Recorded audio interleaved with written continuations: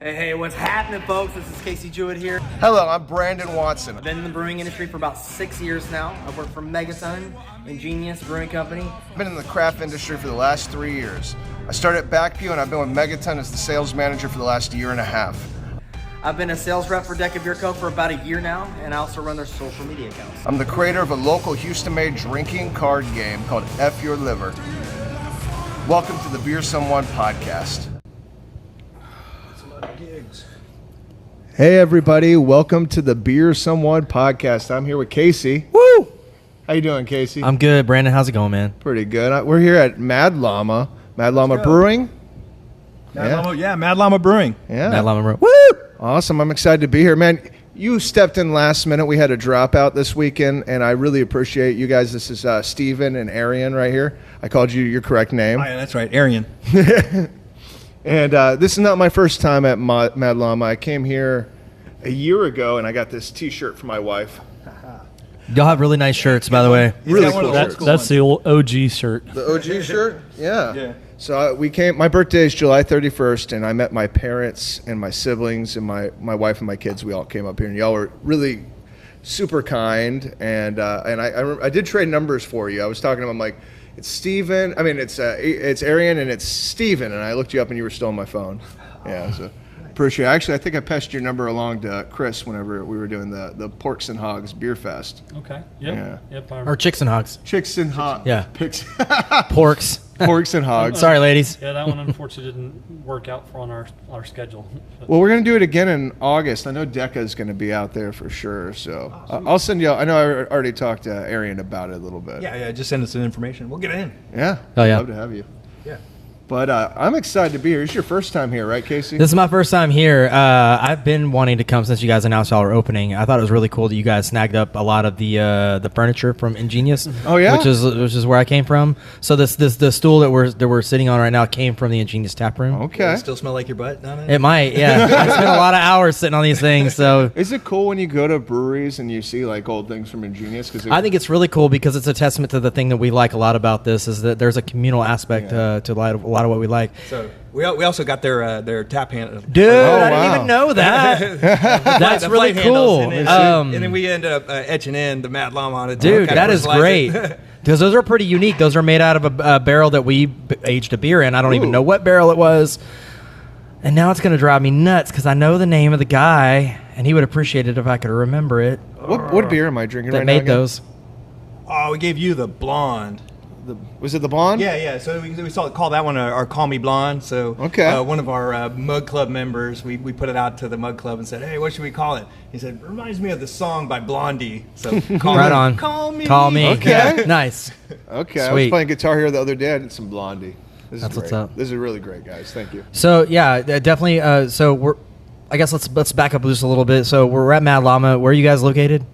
We are at 22131 Rothwood Road Okay. in Spring. We're in Spring. Yeah, just really close to 99 and 45 intersection. Pretty close to that, so that gives people kind of an idea. Mm-hmm. And then we have quite a few beers on tap. There is. I don't want to try. I haven't tried a lot of your Is that stuff. 12? Depending on how you count. We got, I guess, 11 going right now, plus 11, a seltzer, okay. and then some root beer for the kids. Might have to and then we try that Honey Llama got lager different sodas before I get sometimes out we of put here. on tap. Right on. I just saw y'all announce the peanut oatmeal llama stout. So y'all just put on a stout for summer, which is awesome. You just put it Well, on? that's because we rotate between our porter and our stout. One that runs out, it runs You out. just I like a That's good cool. We oatmeal are constantly style. always having at like least one breakfast. dark beer on tap. That's great. That's awesome because it's always stout season. Can I get a think pour you of that? should always have a let's a do it. stout. We agree Or a to. Yeah. porter. You want to try yeah. that? One or the other. I would love to try it. Yeah. I'm I'm down. down. Right now. I just saw it. I was skimming through your social media stuff on the way here and earlier today, and I saw that, and I was like, "Ooh, that sounds interesting." Oh, we were before. Since we're just starting this, y'all have been open officially a year next next month. June 22nd was our This month. first opening day, and we're having our anniversary party on the 21st because it's the on 24th. on a Saturday. 21st. Nice. Yep. 21st. June okay. 21st. June 21st, we'll be having a big party. We have Thank you. multiple Wow. food trucks. We have a live DJ. We have Okay. a few bands. We actually have a national touring band. Okay. Wayland is going to be playing here. Really? That's cool. That's exciting. Okay, and how does it feel to be open for almost a year now? You made it. It's amazing. That's awesome. It's a dream come true. I mean, every day I'm happy to come to work. Yeah? That's awesome. Every day. I love that about being in the industry. That's It's awesome. true for me Cheers as to that. well. Whenever it doesn't matter what's going on at home. If I'm having a bad day, if something wasn't going the way I wanted to, the second I walk in the door, it's a place like magic or something. You had some happy all of a patrons sudden in I'm here when we happy got here. and in a good Yeah. mood. Everybody was happy. Right, yeah, Everybody that's was in great. a good mood. That's It's a awesome. vibe That's for why we sure. get here. That's why we do Yeah, this. it's one of those things too. It's like it's been a year. Really? Holy crap! Yeah. It's been a year. Were some of the I bet people it's here fun, though. regulars that are commonly here? Oh yeah, we have a good group of regulars. Okay. A lot of them are in our Llama Legion, which is was our investors mug club. Oh, The Llama Legion. That's badass. I like it. That's cool. I just got my first Mug Club mug ever. I've never been a Mug Club member before, and I will be a Mug Club member at Final Gravity, which might take Houston's newest brewery title away from you. I don't know if there's anybody else newer than you off the top of my head. Yeah, I don't think so. It sounds like Yeah, I don't know. Yeah. So they're opening on July 4th officially. And Oh, Porter. they haven't even opened yet. No, Yeah, right. but, Porter. they actually came in here when they were a concept and talked to me, and we spent a couple hours just sitting here sharing beers and talking. He said that about somebody stuff. dropped a llama off at the brewery, actually. I was there the other day. Yep, one of our regulars actually said that the llama had been found. So let's go ahead and explain what this Yeah. means, because I just discovered this, and this Find is my llama. super cool. All right, what we did is. Make sure you're talking a little bit more into the mic. I'm sorry. Yeah. Well, what we did is we had some little tiny blue llamas that are about 1 inch high made out of a 3D printer. Okay. And we made them blue, obviously, because that's our llama color. And then we had a QR code put on them for people to scan it. And if they find it, it says scan me. They scan it, and it takes them to a website, a hidden website on our webpage, and tells them, take a picture where you're at. Let's get the llama back home. So wow. That's a lot of work. There's over 100 llamas out there all over the city. All over the city? There's actually llamas overseas, even, I've been told. I know I've seen one at a bar when I was out, like, Now working. you know to grab it. I just didn't know what it was. I just like, oh, that's cool. It says scam me, and Yep, unfortunately, a lot of the QR codes didn't stay on because we were in a rush. When you bring it up we were here, putting it or- together, and the person that was going to help us with it ended up having to go to the hospital, so we didn't get to shellac them all like we originally planned. Yeah. And Ted so said you find it, you scan it, and then you hide it again? it's up to you. You can hide it again. You can bring it to the brewery for a free beer. Okay. Yeah, It's, part of the story is to bring it back and Yeah. take a picture of where you're at, bring it Okay. back, Okay. post it on Instagram or But if social you media don't or bring it something. back, you don't get the beer. No. Okay. If you don't So bring you're it just- back, you don't get a beer. You're just letting it live on Yep. its life or whatever. Yeah, that's really cool. That's really neat. I love scavenger hunt type things, and that's How really do you know cool. how to do all that like hidden website stuff? That was something that Aaron Oh, it was and basically me did. and our friend that's doing our website for us. We just set it up, and I mean it's not that hard to do. Okay. Like just a hidden page within It just the sounds website. really Right on. creative and interesting. I don't know how I stumbled upon it because I was on. you found the website I found I was on it Oh. like a minute ago. Well, yeah, I say it's like hidden, but it's really just a tab that's like hidden down in like the menu Okay, of the yeah. website. So if you accidentally click on it, you can. I must you have can maybe accident find because it. we were just setting it up here, and I was like, "Oh, this is really cool." I'm gonna have to ask about this. And so another question I wanted to ask, I think even the lady, there was a couple behind us that wanted to know this too, was where the name Mad Llama came from. Oh, the story. Yeah. Everybody always wants to hear the origin. It's got a cool name, so I can't decide if it's a good story or kind of lame. But anyway, it's so meet a bunch of friends coming out of college. We all moved here at basically about the same time, and we're a bunch of computer geeks. So I'm in like computer engineering, got electrical engineering guy, Okay. computer science, and we're just looking for a domain name, and we eventually stumbled on madllama.net. because like all the like real cool domain names are like taken. Okay. So we got madllama.net, but then we kind of just as jokes started naming things after it. So Yeah. we were doing a bunch of brewing. Steven and I, we started naming beers after it. I said, this one's called Llama Spit IPA. Instead of Hell yeah. And then I said, this one's called Hair of the Llama. Let's go. That's And awesome. and then eventually I got a boat and put a big sticker on the back of it that said Mad Llama. And then that pretty much just stuck with us. So then we said, let's do it. Mad That's Llama cool. Brewing. That's cool. Okay. I like Drew that. the picture, got the logo, got it I all like a done, made it legit. cool, fluffy mascot when it comes to these places. And you guys sell? It looks like you sell those, or is that no? No, those are just llamas that have been given to us by our patrons. People just show up and they're they like, give "Here." us so many cool things. I mean, they give us stuffed llamas. They make things on their 3D printers. Yeah, you were showing they us find that a all minute kinds ago. of random llama stuff and Yeah. and just bring it to us and give it to us. I mean, Isn't Fortnite it's have so like nice. llamas I in mean, it? Do y'all yes. like they bring you Fortnite stuff? Oh yes. There's a, yeah, we've seen like the stuff Fortnite llama thing. and I was wondering if that's where it came from. Yeah. Yeah, no. Okay, no affiliate. Yeah, I was. no affiliation with that. Yeah. And we were talking about the little llamas that we 3D printed. Those are from Minecraft. Okay, right. Okay. Yeah. So Yeah. I don't know if you see it. It's like a little blocky dude. Yeah. There's a Yeah. picture of it. Yeah. That's cool. Yeah. I was curious about that, but yeah, the Mad Llama thing is really cool. I like the name. It's fun. No, you're always approachable. I think I met y'all. No, I met y'all up here the first time. Yeah. But you've been doing a lot of the beer festivals lately. Yeah. Just recently we were at Brew 30 was the most recent one we did, Yeah. and ran into Brandon out there. You ran into Bloomfest as well. Yeah, we were at Bloomfest. Bloomfest at New Magnolia. Then before Were y'all at that- Stoutfest? Stoutfest, Yeah. Excalibur. Yeah. That's right. Yeah. I Stoutfest. talked to you about Brewology. Did y'all sign up for that one yet? No, we didn't get in on that. Oh. We're like, we're too busy. Yeah. Because we're getting ready for our 1 year anniversary here. So Right. That's around That's the that's same, the same weekend, time. yeah. Yeah, so Yeah. we're busting a hump, and it's almost the same. Yeah, it's the It's same literally exact the same day. Yeah. Yeah. That's Good- rough. Good planning on our part. That's rad. Maybe next year because it is a good beer festival to be a part of for sure. Yeah, I'd like to do that one. I'd also like to do the one at the zoo. The brew at this. I would like to do it. The brew. I think that's a Silver Eagle exclusive event. I'm pretty it? sure. No, yeah. because No? St. Arnold's is there. They're with Silver Eagle. Oh, the distributor. Okay, Yeah, I think you have to be with Silver Eagle to get into that is one. it? Yeah. Yeah. I had no Yeah. idea. I know we weren't part of it, but we're self Tubbs distro. was So there last time we were out there. Oh, maybe I'm wrong. Maybe. At least it used to be that way. I remember seeing all the Silver Eagle branded Yeah. breweries there, like Eureka Heights and No Label and Yeah, what, those Eighth are Wonder. all definitely all there. Yeah. okay, right on. That's awesome. Yeah, and so you guys, what kind of? So I wanted to ask, what size brew house y'all have? Yeah, so we got a 5-barrel brew house. So we have five fermenters and then a CLT. But and then with our system, we call it a 5-barrel brew house, but because of kind of how the system works, it's like a universal system. For the bigger beers, really, we can only brew up like 3 barrels at a time. Really? Wow. Yeah. Okay. Because it'll kind of overwhelm the mash tun and Okay. it's all in one thing and get too much liquid going on. Yeah, right on. And we were talking before we started. I referenced this machine that you guys use as a guillotine because Oh yeah. Whoa.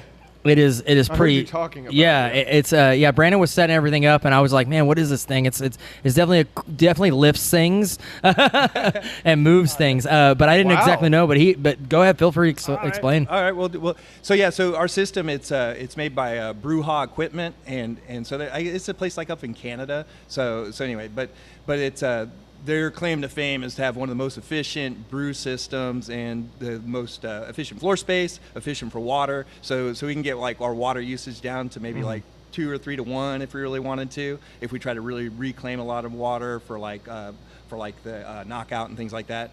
But then also what we got it for was for their floor space savings because everything's on casters. Yeah. And there's basically no mash tun, no boil kettle. Everything happens in the fermenter itself. Wow. And so, but what that means then is you got to be able to lift things out of the way and move it. And so we have a crane that And you have to go up and in. lifts the mash colander, which is like a basket that goes into the fermenter itself. So it has to be able to lift, Trying 500 to see if I 600 can get pounds. a camera. Yeah. I'm 5 gonna or take your 600 camera and pounds put it of, on. Yeah. of wet grain, and then dump it out and drain it out. Wow. Yeah.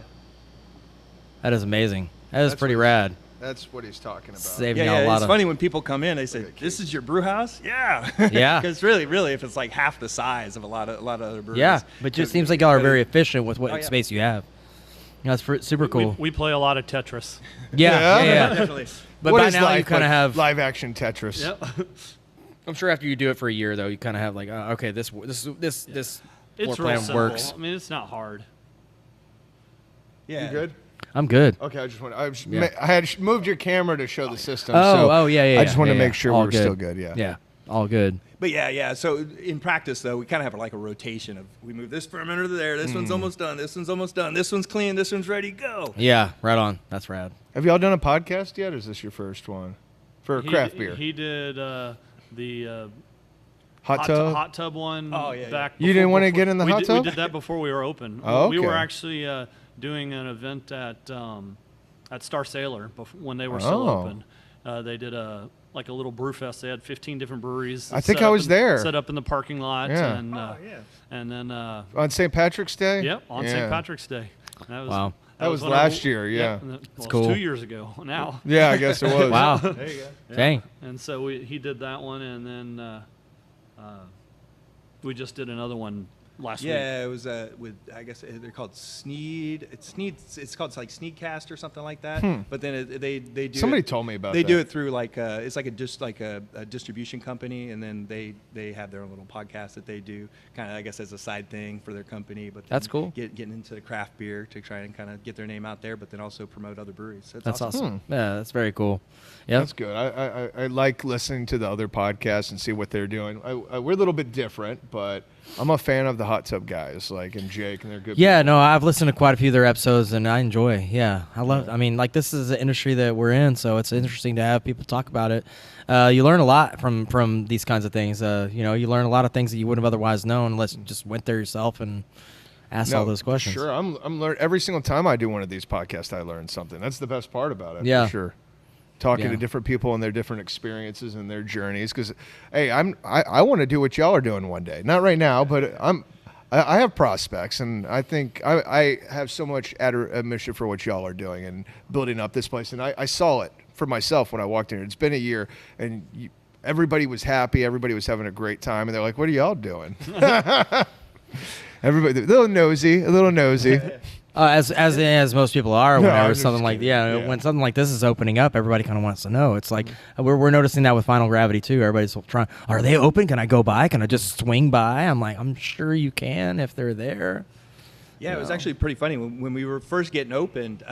We were like, maybe we could try doing like a soft opening or something like that. So we did a couple soft openings. And Yeah. people just come out of the woodwork, really. Yeah. So as soon as we posted on Facebook or in Instagram, we say, okay, 2 days from now we're gonna be open. We Yeah. have 3 beers Soft as a soft opening. We'll be open They want for to feel like 2 special, hours, like and they were then, first we get one to get to swarmed. go It's in. like, holy crap. Literally we did our, like he said, we did our soft opening. He had some friends that rented the building out for June 22nd. And that's how we kind of tested our POS system, made sure that we knew what we were doing as far as how we were serving the beers. And then we talked about, well, let's just do random pop-up openings until we're ready. Yeah. And so the Astros happened to have a day game, and me and my dad came by the brewery because we wanted to have some beer that was here on tap. Yeah, right. So we were like, heck Right, yeah. yeah. And we were just sitting there, and it was like the 3rd or 4th inning. And I said, you know what I'm going to do, Dad? I'm going to get online, and I'm going to post that Let's I'm make this a here party. and see if anybody wants to come. And people showed up. Literally, I'm not kidding. Within 10 minutes of me posting, the whole bar, every seat at the bar That's amazing. was full. That's amazing. I was like, I can't believe this many people are actually That's reading cool. my posts. That's awesome. and then acting on it. I'm sure there were some people that were stuck in traffic or something like, fuck, I want to go. That's awesome. Yeah. That's really cool, man. Are you guys distroing at all? No so no distribution. We don't have any aspirations for doing any like can distribution anytime soon. We've been kind of debating whether to start getting into some bars with some kegs and stuff, and we kind of keep him on about filling out all the paperwork, because you got to do the paperwork. Yeah. And you got to get everything out there, and then you got to get the kegs back. But we kind of need all the kegs here for ourselves. And Right, we're like, yeah. It's definitely a commitment for sure. Yeah, it's a whole another thing, but it's also another possible revenue source, which is nice to have. And it's a billboard inside these bars. The tap handles, the people see them, they try the beer, they're like, I want to go to the brewery. Right. So there's that for it. I think that's more valuable than the actual beer you sell at the bar. That's true. Yeah, just treat it mostly like advertising. Yeah. Yep. Yeah, for sure. But I think you're doing it right by doing these beer festivals right now, at least like Brew 30. How did that happen?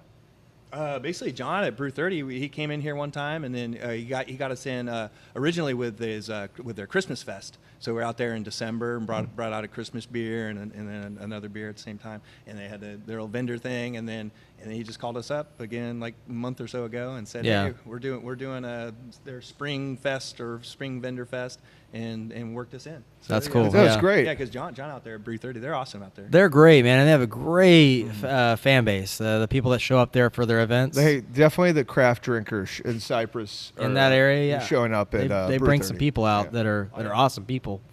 Yeah, it's a good spot. But I think not selling your beer yet and still doing those events is great. Like I said, that's a billboard. People come, you give them kind of a little bit of what they would get out of going to the actual brewery. They're talking to you. They get to try some of the beer, and you can give them whatever information I try to fill people's heads when they come talk to me at the booth. I'm like, I want them to know everything I'm doing.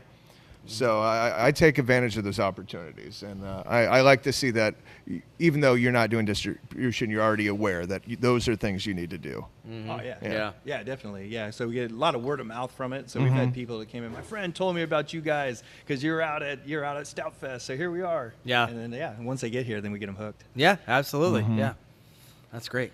So I'm actually doing one in the Heights on the 19th.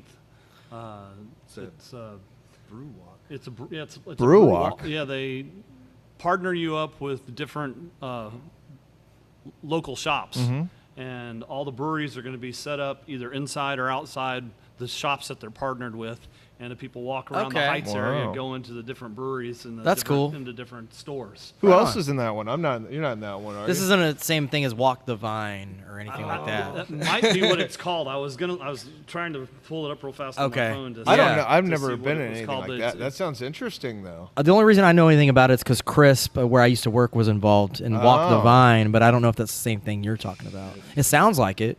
It could be like because I mean, obviously, Walk the Vine's gonna be more wine centric, so I don't know. I'm not sure, but it doesn't have to be necessarily.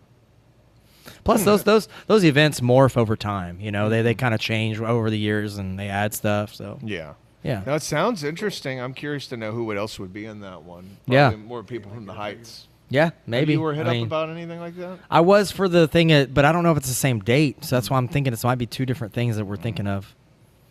Because Chris told me about it and says they want me there, but I think it's in like. This is Thursday, June 19th. Yeah. That mine's for Thursday night. What I'm talking about is further out, like August, September. I'll definitely keep an eye out for that. I need to. Yeah. We'll have to check out what event that is. That's pretty cool. There's just always so many events. It's hard to keep up. Yeah, but it's almost like it's too many things. Yeah, there's like, a little bit. Can you do this? Hey, we need donations for this. You have to sometimes turn them down. A lot of what do I call it? Brew competitions that have come up, and we've gotten a bunch from like Dixie Cup, and then the KGB with their the big beer brew bash coming up. So when you some things to those, so it's awesome. When you guys go to these events, what kind of beers do you typically like to bring? Well, usually the events seem to have like a theme, right? So the Christmas one, you got to bring a Christmas one, but then we try to throw in like a sneaky one. So what's a Mad Llama Christmas beer? Oh, we call it the Fa La La La Llama. So it's a Christmas spiced ale. So everything you'd expect. Speaking of Christmas beer, I didn't try this. I've been sipping on it. This is our peanut oatmeal milk stout. So we call it the. I like peanut oatmeal Llama Stout is its official name. Getting peanut. But instead of peanut butter, we tried to just knock it out of the park with 8% roasted peanut, 8%. Not super big. Because that's actually one of the comments we get with some of our beers is that our beers that have like a ton of flavor aren't like super big beers. Right. So yeah. People kind of that has a ton of flavor. It's got a lot of flavor. Yeah. You get all that peanut up front and then the oatmeal on the back end. Yeah. It doesn't have real peanuts in it, right? Slight molasses kind of thing going on. It has like. Not really. Well, I'm just messing. Not literally. Not like. I just watched Final Destination. There's a whole peanut thing in there. That's what I get for talking about that event off the top of my head. It's actually June the 12th. Yeah. And it's called the Craft Beer Stroll. Okay. Oh, okay. Cool. Right on. He's sitting there. He's like, I'm going to find this event. I was searching for it. I was like, I know I have it in here somewhere. Craft Beer Stroll. June 12th. Okay. June the 12th in the Heights. Cool. Okay. Very cool. Where's it starting at? It's at all different stores. So it's up Okay. it's up and down 19th Street. I was gonna say it'd probably be that 19th Street area. It's up That's and down 19th Street. Yeah, That- yeah. Where there's all those like the record shops there. Torchies is over there. There's a bunch of boutique shops. A bunch. Yeah. There's some cool stuff. Boomtown Coffee's over there. Boomtown Coffee. Yeah. Yeah. What are the closest breweries to y'all out here? Just so people would know if they're Excalibur, Excalibur, 11 okay. Below. 11 Below. How far is 11 Below or, from here? Or Fortress, if you want to call them Fortress, that. yeah. Or Yeah. whatever you want to call whatever you want to call them nowadays. Yeah. Right on. Yeah. But that's they're still using their same location, right? 11 Below moved into the Fortress building. That's what it You was. know, I've okay. actually never That's- been to that location. That's why I said, do you want to call it Fortress or do you want to call it 11 Below? I see. But they sell both beers. Yes. They Okay. Still sell both beers. Gotcha. I think it's And primarily they 11 also Below, sell but they B52 as well. yeah. Oh, okay. That So makes it's all sense. three of them Right on. They used to be with Misfits, but I guess Misfits pulled out or got disappeared. Yeah, it was like got part of off. I don't Misfits, know. And then Misfits broke off and did their own thing. Yeah, Or okay. Became their own. So Right that on. might have always been the plan. They might have just been Yeah, it might have helping just them. been in the beginning Yeah. just to get them going. Yeah. Oh, we need to go talk to Misfits. Yeah, It's man. been a while since. Oh, I I love Those their guys beer. are great. Yeah, They we've are run into great. them a bunch of times at Stoutfest. They're out there. Yeah. They make some killer stouts. Yeah. So, what's a day like, y'all, at Mad Llama, like a Sunday? Y'all, what time did you get here? What time did this place open? We open at noon. I usually get here in between 10:30 and 11. Are y'all open every day of the week? No, we are open Wednesday through Sunday. Wednesday through Sunday. On Wednesday, we have steak night and bingo and ladies' night. Ooh, what does that mean? Well, obviously, steak night, we have Yeah. Tostonios is grilling up our steaks for I saw that us. $20 steaks. Yep. That's not crazy. bad. That's Yeah. crazy. That's not Yeah, bad. You're getting two sides with that. Yep. Great deal. And Do you have like beers that you pair with the steak? He's an amazing chef. No, we haven't started doing that yet. We Next, just- that's next, it's yeah. just- yeah, that'll be the next level is have like a beer pairing or something with a steak. Yeah, like I do Yeah. Those are fun to do every once in a blue moon. Yeah. So obviously, bingo. Bingo. We do the bingo, and it's a neat bingo that one of our patrons came up with. That the first part is actually just three games of regular bingo. Okay. Then he Is it had- Wednesdays? No, on it's Wednesday, all and Wednesdays. then the next 3 games he calls it Mad Bingo because he added in extra balls that have. He does different things if one of those balls. Come What up. might happen? Like you have to trade cards with somebody. Oh, wow. Or your entire a certain number no longer exists. Oh, Dude, wow. that's Or fun. Or he calls out 5 balls in sequential. Bam, bam, bam, bam, bam, real That fast. sounds Yeah. fun. Write it Okay. down. Just remember it. You know, So there's kind of these random things that occur Yeah. that kind of you can One of help those- you or hurt you in yeah, the One of game. those weird balls come up. Yep. That's like awesome. that. I That's a like really that. cool Is there idea. one that's like, we're going streaking through the quad? Must run naked through the tap room. Yeah. And then ladies' night, all ladies get $1 off on all, Oh, cool. all their drinks. Yeah. Nice. So if you're a lady, you can come up here, play bingo, crazy bingo, Yeah. and have a steak. Yep. And have $1 Yeah. off your beer. That's a good deal. Yeah, that's awesome, man. Yep. And That then, is very cool. Thursdays we have a happy hour from 4 to 6. Our happy hour is kind of different because we call it our logo glass happy hour. If you buy our logo glass, Lean you just get a little bit closer to the mic. I'm sorry. No problem. I'm looking at I you. know. I Yeah. know, I It's know. hard. Yeah. I'm trying. I Sorry. know. I'm sorry. Yeah. I just want to make sure you're heard. No, I get it. Yeah. So it's $1 off all our pours if you get our logo glass. And that's from 4 to 6. Then at 6:30 we have trivia start also. So it's Is it general trivia? it's general trivia. It's multiple choice on your plate on your phone. Okay. They ask a question and then That's cool. then you get more points for answering it faster. So Okay. it doesn't you're really not doing it as a team. You're actually better off to do it by yourself because Right you on. can do it much faster and get the max points. Yeah. Huh. That's cool. But I will say you do have to kind of come prepared. There's like 2 dudes that basically win it almost every single time. Oh, You don't wow. almost Always is 100%. those Just, 2 dudes. just sit there and drink. I your wonder if beer. it's the same 2 dudes that go to all these bars and play the trivia, Probably. because there's always that group that always wins. Yeah. That's They what take I've it so noticed. seriously. Yeah. Yeah, I agree.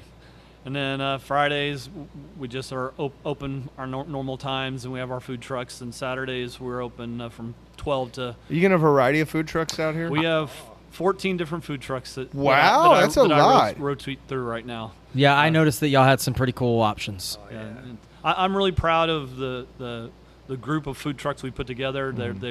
they do a great job. There's some amazing options, and the variety is just crazy because a lot of breweries they get to where they only have 1 or 2 or 3 trucks, but to have this big of a variety, I think it's really beneficial to our clients because they have the opportunity to have all these wonderful different vendors to get food from. People are Absolutely, looking at that when they decide what breweries I'm definitely they're one of going. those Yeah. people. I'm definitely a food person, and we're talking about before we even got here today. Was talking about should we, because we knew we were gonna be a little pressed for time getting out here, so we're trying to be smart about where we ate. And we're like, well, Charlie's is here, and they're a new food truck. I'm imagining, or are they just new to here? Today was actually their first time they've ever been here. They were pretty Okay, good. and the burger was solid. Oh, the food was excellent, and the guy was awesome to work with, and we got lucky. We stumbled into him on one of the days. Unfortunately, one of our food trucks had to cancel because they had a family emergency, and so Shay from Frankenbolt's helped me find vendors That's cool. to fill in the spot, and this was one of the guys that offered to come out and help us, and that's why I actually found him. Yeah. It didn't work out that he could come out that day because he sold out. A good problem for him, he sold out of food at the event he was doing before. Nice. So he couldn't come help us out that day, but he instantly said, "Hey, I'd love to get on the calendar for y'all." And so Yeah. we got him on the calendar. Today was his first time. He'd really They even enjoyed stayed open a little later for us, which was really nice of them. and he really enjoyed Yeah, being that was out pretty here. great. He even booked 2 times all the way into August to come back. Yeah. In July and August. What's your Fantastic favorite burger. food truck out of those 14? Can you say that? Can Oh, no. Can you pick a favorite? I was like asking, what's your favorite beer? I know. All of them. They're also different. So, I mean, they I just all want you to sell me on They one. all that's have all. different stuff that I like. So, I mean, it really What's the just- most unique one? There you go. I don't know. So I had If I had to that guess, I'd say KK's the- Island. the Jamaican jerk. That's Yeah. the most Okay. unique one that's hard to find.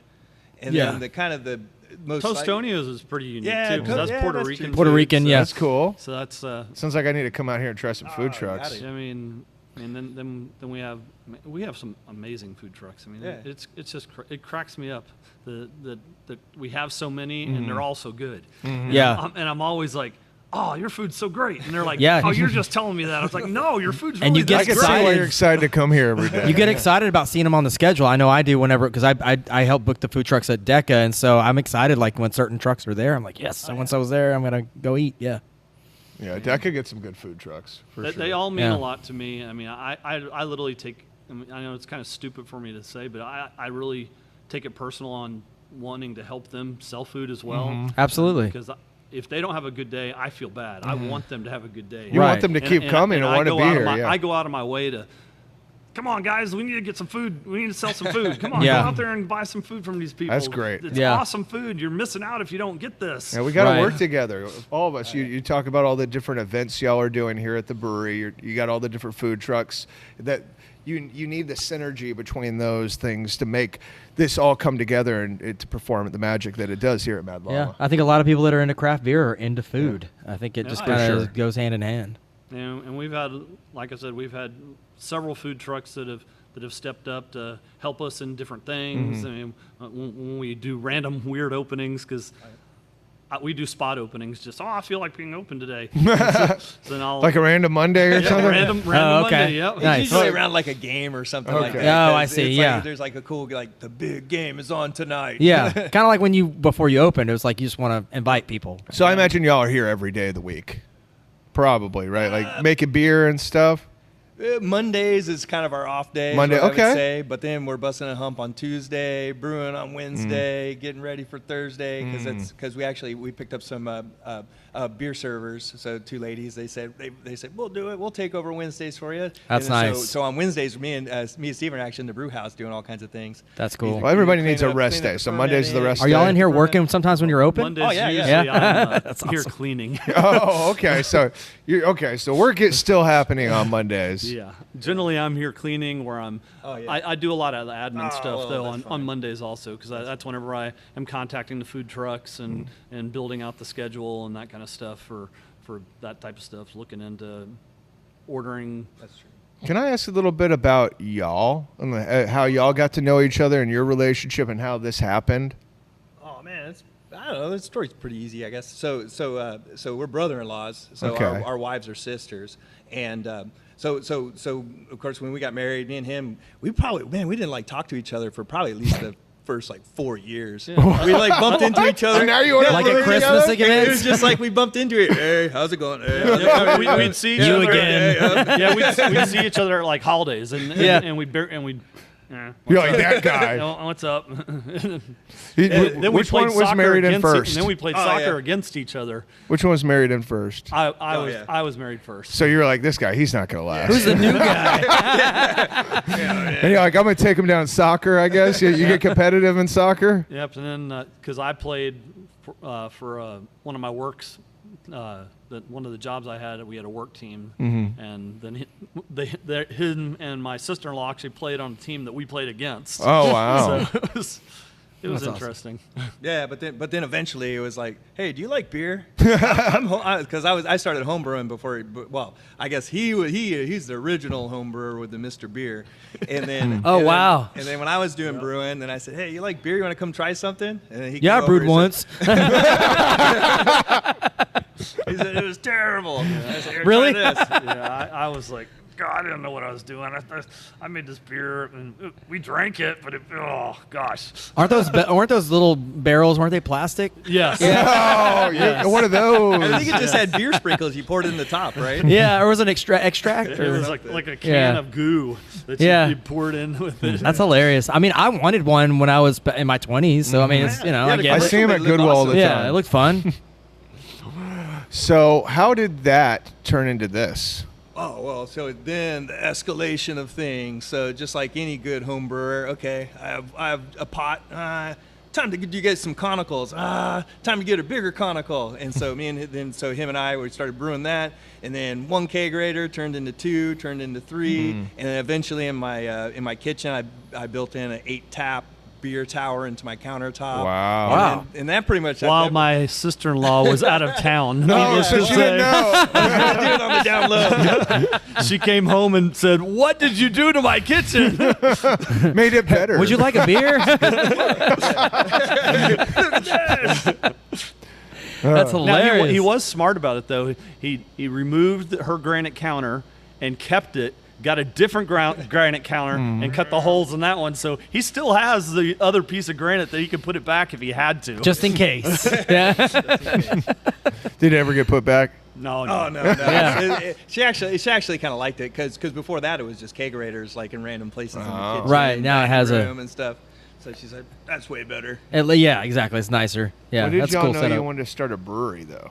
When you're like, "Look, okay, we're this far in. Let's Like, just go no, for it. or just talk We about joked it. about it. We joked about it sitting around the fire and all the way back in 2017. Yeah. And then we started getting really serious about it in 2020, and 2020, then when you had a little bit of free time. and then COVID happened. Yeah. And really messed things up. We actually had a loan already in place. Oh, wow. We had a building that we were So y'all looking were- at. You were going to do This it is then. before it all kind of got crazy. Yeah. Yeah. Oh yeah. Yeah, so I would say 19 was really when we said, okay, we're going to do this. Yeah, if we find the right spot, the right time, and find the right location, we said we'll make it happen. Because we took a whole year of just going to all the different breweries all over Houston, in Galveston. I mean, if there was a brewery that was open that would talk to us, we literally went there and talked to the owner. That's what I do. Yeah. Let them show us their brew house and let them tell us this is what we. Your people are this friendly. was what They'll was show you. awesome. Yeah. This is what sucked. Yeah, that's cool. And so we spent a lot of time doing that, and we took a lot of notes on. Oh, we like the way this is set up and the way this is set up, and so we kind of started in our mind talking about how we wanted this to end up being. Yeah. That's really cool. I mean, it's pretty impressive. Do you think if you opened in 2019 or 2020, it would have been No. different? No, it would have sucked. Because It would have sucked, you think? compared to this. Because- Compared to this. We didn't like the location, for one. Okay. Yeah, it was we need to open. So but- blessing but to it's the like, skies. It's like we're kind of compromising on the location. At what cost? Yeah. Yeah. Yeah, it was a old up.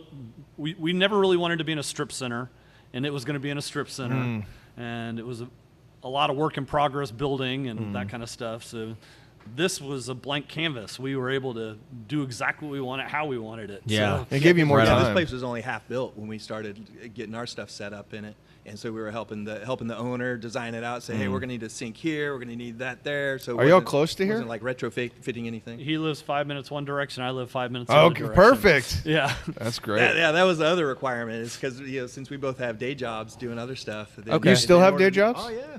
Wow. So you're doing this in addition to what? Yes. Oh yeah. Oh wow. You guys work remote or?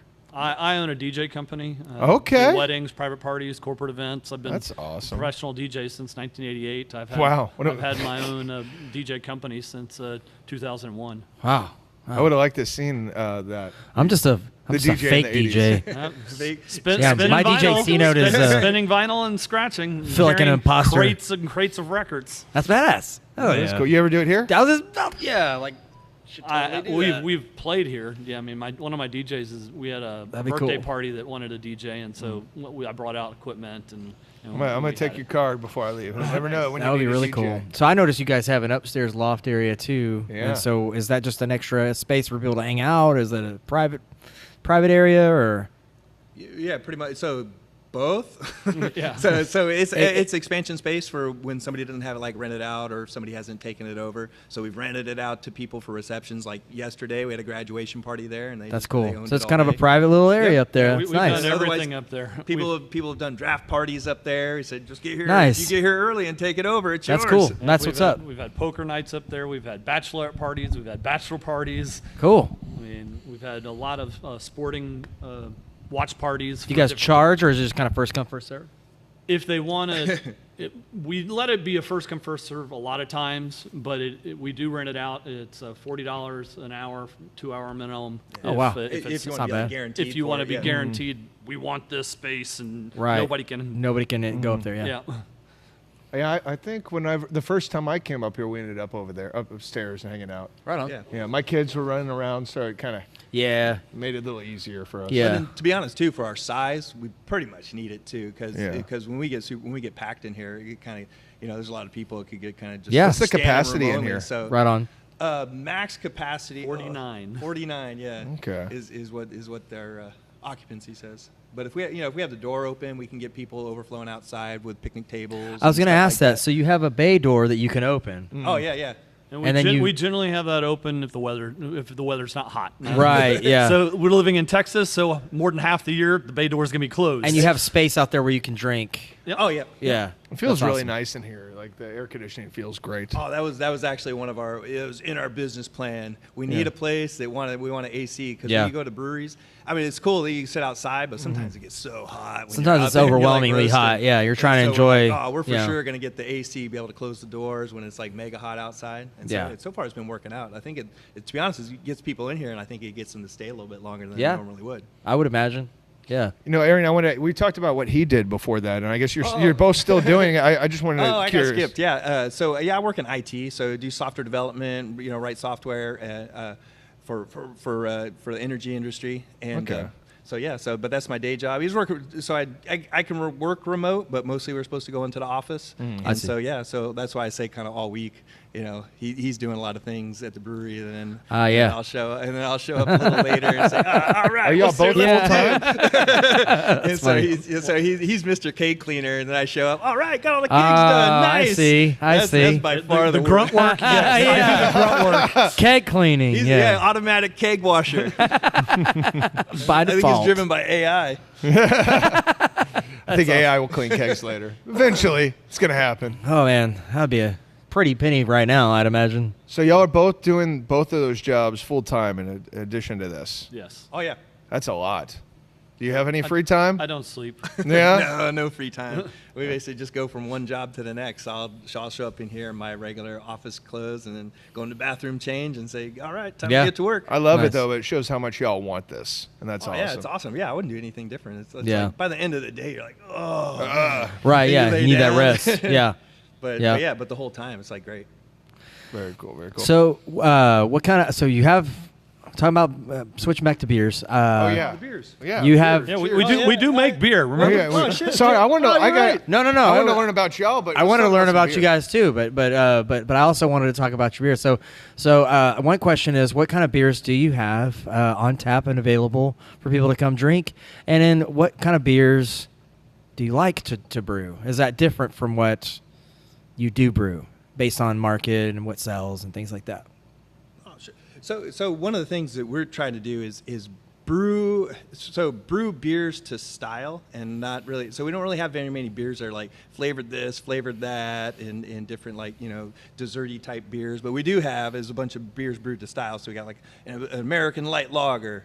Follow all the style guidelines. Right. And so maybe it kind of came up with, like, as we're doing like brew competitions and things like that. So you kind of get focused on, does it have to have this flavor, this Right. aroma, and that? Do I need this And yeast so or- we got yeah. like a light lager, we got a blonde. Those are for, because right across the street we have a baseball complex, so we get all the baseball teams and baseball Cool. dads. That's And good to have. 90% of them that come in are like, "What's the lightest beer you have?" They're like, Yeah. "All right, we got just the 2 beers for you." So Yeah. that's our Honey Llama Lager, and then the Call Me Blonde. Nice. So then after that, of course, you got to have some IPAs. So get those. I wanna try get an those to IPA. style. So we got a double IPA, a regular American IPA, and then we got a hazy too when we got it on tap. What's the So we hazy? get- Oh, well, yeah, you're looking at the menu. It's not up there. It just ran out because. So hazy, as soon as we put that on tap, that dude just took off. So that one, it's the core hop in it is Nectron hops, and people are pumped about that. So I we can't call try that- one. There's No, no. we can't We've have it. literally rebrewed that beer 3 times already. Yeah, it's by far and away our Well, top now I'm seller. Right on. disappointed. I want to try it. Well, maybe he can pour you a little bit out of the Ooh. fermenter. Ooh, good. I don't no, know it's how not it- ready. I don't know what It's it not tastes ready. like. Okay, it's not far enough Can I along. try the number 3? Let's do it. Yeah. I'll get it.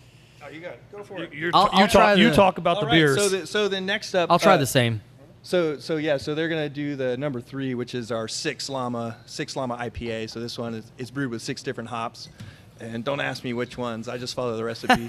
But people always ask. I can name like 4 or 5 of them, and I get Right. stuck. Yeah. What's your 'Cause once you favorite get- once you style get- to drink? What's your favorite style Favorite to style make? to drink is probably like a New England IPA. Okay. Because Yeah. there's such a wide range of New England style, hazy style IPAs. Right. So you can get some hazies that, hey man, this isn't even hazy, and then some of them are like, like super So syrupy. cloudy, yeah. Some of them are sweet, and so it's cool. It's cool to like get all the different flavors, get all the different hops flavors out of it. Yeah. But hazies, I think, are by far the worst to brew, especially in our system. Yeah. Because it's all we can't do a whirlpool and get the hops out of it, so then it clogs up in the bottom Yeah. of the fermenter. Yeah. And so it's like constantly clogging everything, and then We and have then that issue at getting rid of Decca, too. it is like the worst, and so Clogs things up a little bit. So that's by far the 6 worst. Llama IPA. Boom. Are y'all Thank drinking you. with us?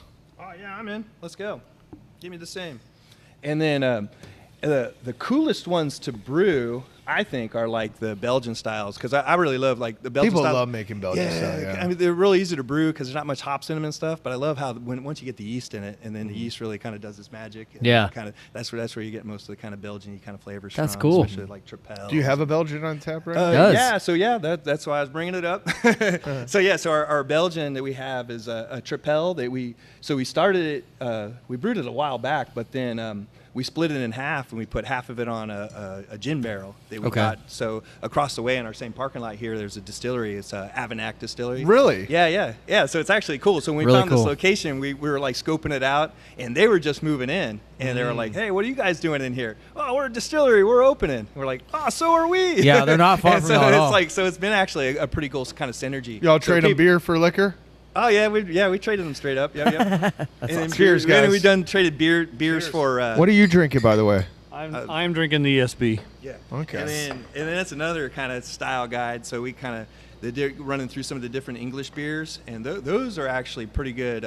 Popular. The number ones. 7? Yeah, number 7. Yeah, it's the ESB. ES Llama Yep. B. Okay. Very cool. So before that, we had a dark mild. It was a pretty good hit with the with especially like you get like English guys in here, or like, and they say, "Oh, it reminds me of home," and it's like awesome. Really, really good. They do. They always tell you. That's really good. Yeah. Cheers, guys. It reminds me. It does remind me of Pliny a little, just a little. Oh no! You recognize the name? Yeah. Wait. What's the name?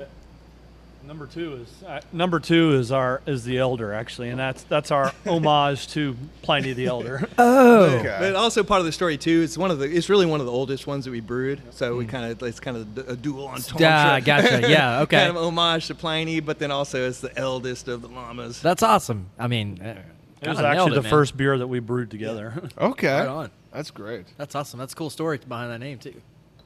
That's awesome. Yeah, I was telling you about at the beginning when we came up with the name for Mad Llama. I think its original name was like Llama Spit or something like that. Hell yeah. You're like, maybe llama spit wouldn't be a good name for a beer. People are like, I don't want to drink llama spit. You ever thought about getting a real life llama and just keeping it in a cage up here or something? That'd be funny. I'd come and see definitely that. had people that have told us we need to have a llama for the anniversary, and we actually looked into it, but the cost of having They're actually not that. I'm not gonna lie. I got a petting zoo once with the llama. I think I spent $400 for 2 hours, and I had a bunch of other animals. I mean, if you got kids showing up, yeah, I got What's the name of that place? Because the one we spec'd out was like $600 or $700. It's been a couple for years. like an hour or something. We're like, Jeez. But I mean, it's a pretty nice looking llama. Maybe you got a kind of a shaggy one. It was a big white llama. It was taller than my camera here. Yeah, Nice. Does it spit on me? Is I got to pay extra for that? you got to pay extra for it to spit I think on that's you, the hard Casey. part is to find the one nice llama. Out of, like, the million other ones. But we really want a Mad Llama, so we want Right? Yeah. You want an angry llama? Yeah. Let him loose on the crowd. That's awesome. Jurassic llama. Oh man, that's good stuff. Yeah, nice. What's your favorite? There you go. Yeah, there we go. What's your favorite style of beer, and what's your favorite style of beer to make? Hands down, my favorite beer to drink is an amber. Okay. Hands down. So your number one. Your Number favorite. one. Okay. That was the first beer that I ever made on my own was an amber, and it's definitely probably my favorite beer. I actually was having St. Arnold's amber before it was St. Arnold's. Back whenever they were making it at Rice, I was friends with them in 1992 before St. Arnold's existed. Oh, you're talking about back in the day. Yeah, actually drinking their Weizen, which they used to have back then, and a brown ale, which they used to have back then. Did you and imagine that you were amber. going to be here then? Oh no! I never in a million years would I have ever thought I was going to be a brewer and own a brewery. And That's back crazy. then, I mean, it was just. I had friends that went to Rice, and they said, "Oh, come over to these guys' dorm and let's hang out and have some beer. They make beer right here." I was like, "Oh, okay, let's go have it." Awesome. That's amazing. Yeah, that was back then too. I don't even know how people could even brew back then because there's like no internet, no anything. It's Right, like, yeah. I had to just been like some like dusty notebook that people Yeah, were like passing around. scrolls. And, like, scrolls and like papyrus. Oh. Man, you got me thinking like we need to do a podcast. What do you if I could get Valhalla to do one down there? You want to do one down there? Oh, that would be awesome to have those guys on. We've I done a love couple going craft there. beer bars, but I think there's so much history, and we talk about Rice and the impact it's made on the craft. Even Valhalla, like they've been doing craft beer forever. Yeah, they go through some beer They do. and their little plastic cups, man. They go through a Cheapest lot bar of in beer. the city. Wow. Yeah, that's another thing. It's Cheap. cheap. Yeah. But yeah, it's such a cool vibe, Been a long man. time since I've been there. Yeah, but you've been to Valhalla. Oh yes, definitely. Yeah, that's a It's cool not your spot. typical bar banter, which is what I like. You hear some interesting combos in there. Yeah, I used to love the Gingerman before it got That's me selling stuff on taken eBay. apart. So I didn't know about was the a big- Gingerman. it was in Rice Village. It was definitely my favorite bar that whenever I was growing up. And unfortunately, it didn't survive COVID. What was it called? The Gingerman. Oh, we were talking about that during the podcast with Adam, I think. Oh, okay. Yeah. Yeah. That's he- right. Yeah, he yeah. was talking about that. Yeah. Should remember that, That being sucks. the name. Yeah, that's a bummer. You guys want to take a little break? We've been going for a minute. I got a couple. I don't care. Whatever y'all want to do. Let's Yeah, take whatever let's take a happens. 10-minute break and we'll get back into it. Alrighty. Yeah. All right. Yeah. Yeah, my butt was starting. Hello, and welcome to Spider Games. A few years ago, I started selling a couple video games on eBay. Now I'm selling video games of all generations, retro toys, and anything I think's cool. I'm a top-rated seller because I package well and I take care of my customers. Check out my store on eBay. It's called Spider Games. Do you have any old video games sitting around? I buy video games of all generations, and I pay better than the game stores. If you do, email me at spidergamesebay@gmail.com. I'm also known as DJ Sino. You can find me at least a couple of different breweries or craft beer bars throughout the month hosting the best music bingo in all of Houston. We'll be sharing those shenanigans right here on the Beer Someone podcast.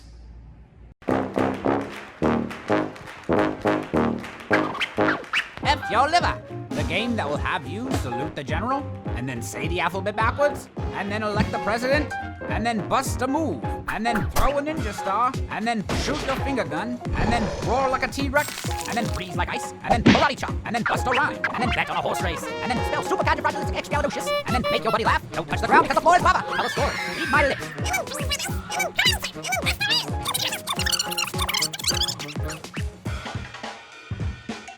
Just grab 3 to 20 friends, a drink of your choice, shuffle and flip the top card, and let the chaotic hilarity unfold. F your liver, a game worth drinking to.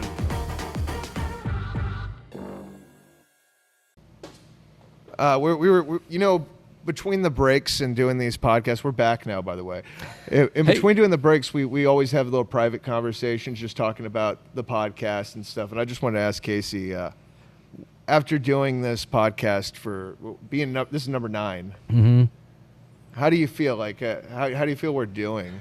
I think we've grown a lot and matured a lot. I think we're learning as we go, and as we listen to ourselves and do this podcast, we're kind of learning how to fine tune it and make it a better what we really want it to be. And sometimes that takes, like, you know, I hate myself sometimes saying the same. I repeat the same word or the same, like, reaction. To your point. You know, and then interrupting and things like that. You learn these kinds of things. You get better at it. I mean, we're drinking beer, so it's going to happen. We're going to eventually cut each other off a little bit. But it's just like learning how to be a little bit more aware about it. Have you gotten past the point where your voice sounds weird to yourself? I got over that a long time You ago. know what? I yeah. stopped listening to my own. It's weird for me to listen now. At first, I just wanted to make sure it sounded right, but I'm not.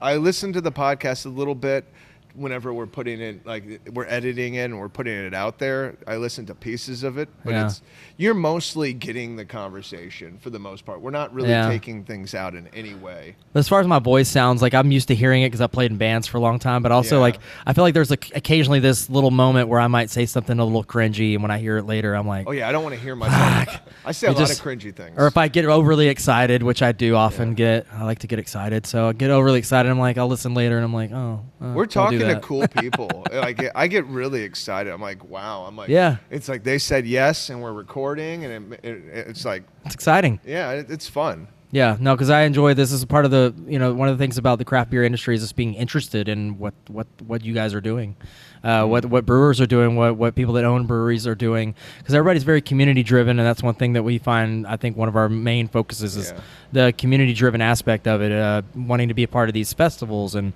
wanted to, like what you were saying earlier about the food truck. You know, you want to make sure those food trucks do well. That's a community driven. I think you're doing it right too, because I haven't heard anybody say anything bad about Mad Llama. Y'all been open a year, and I haven't heard anybody say all good things. All good things. It's all great things. That is awesome to hear. Yeah. I'm saying, to me, I don't know what people are saying, but for the most part, I've just heard good, great things. Mm-hmm. Yeah, I was happy to run into a couple of ladies that I know. Shout out to the Hood Rats. Maria and Nina were here earlier. And, they were excited. They greeted us really well when we got here, yeah, so they're apparently regulars here in our mug, not Mug Club. What is it? Llama Legion. Llama Legion, yes. I was like, I know it's way cooler than Mug Club. So is that something you can buy into yearly? No, that was a lifetime. That's a investment. lifetime. Oh, wow. So I can't get it one. It is completely sold out. out. No. And they're ceramic mugs. Is that? Oh, yeah. Yes. Yeah. That's awesome. It's like individualized, numbered ceramic mugs. So we did just a run of 48 of them, just for our original. 50. Oh, sorry. Well, 50. We added a couple for like special numbers. There's a Are they a pint or is that? What is it? Is it pint? It's a 19 ounce. Oh, okay. It looks a little bigger than a pint. So the idea is you get a little more for your pour. Yeah. And then for any of the smaller pours, fill her up. Yeah. No, that's awesome. That's awesome. You were talking about that. No, you were talking about the 16 ounce. Oh yeah, we were outside. We were discussing some of the questions we wanted to bring up in the second part. And sorry. No, you're good. We're good. I see the machine right here. You guys do 16 ounce growlers to go of any beer on tap. Any beer on tap. And my question was, what made you decide to do 16 ounce?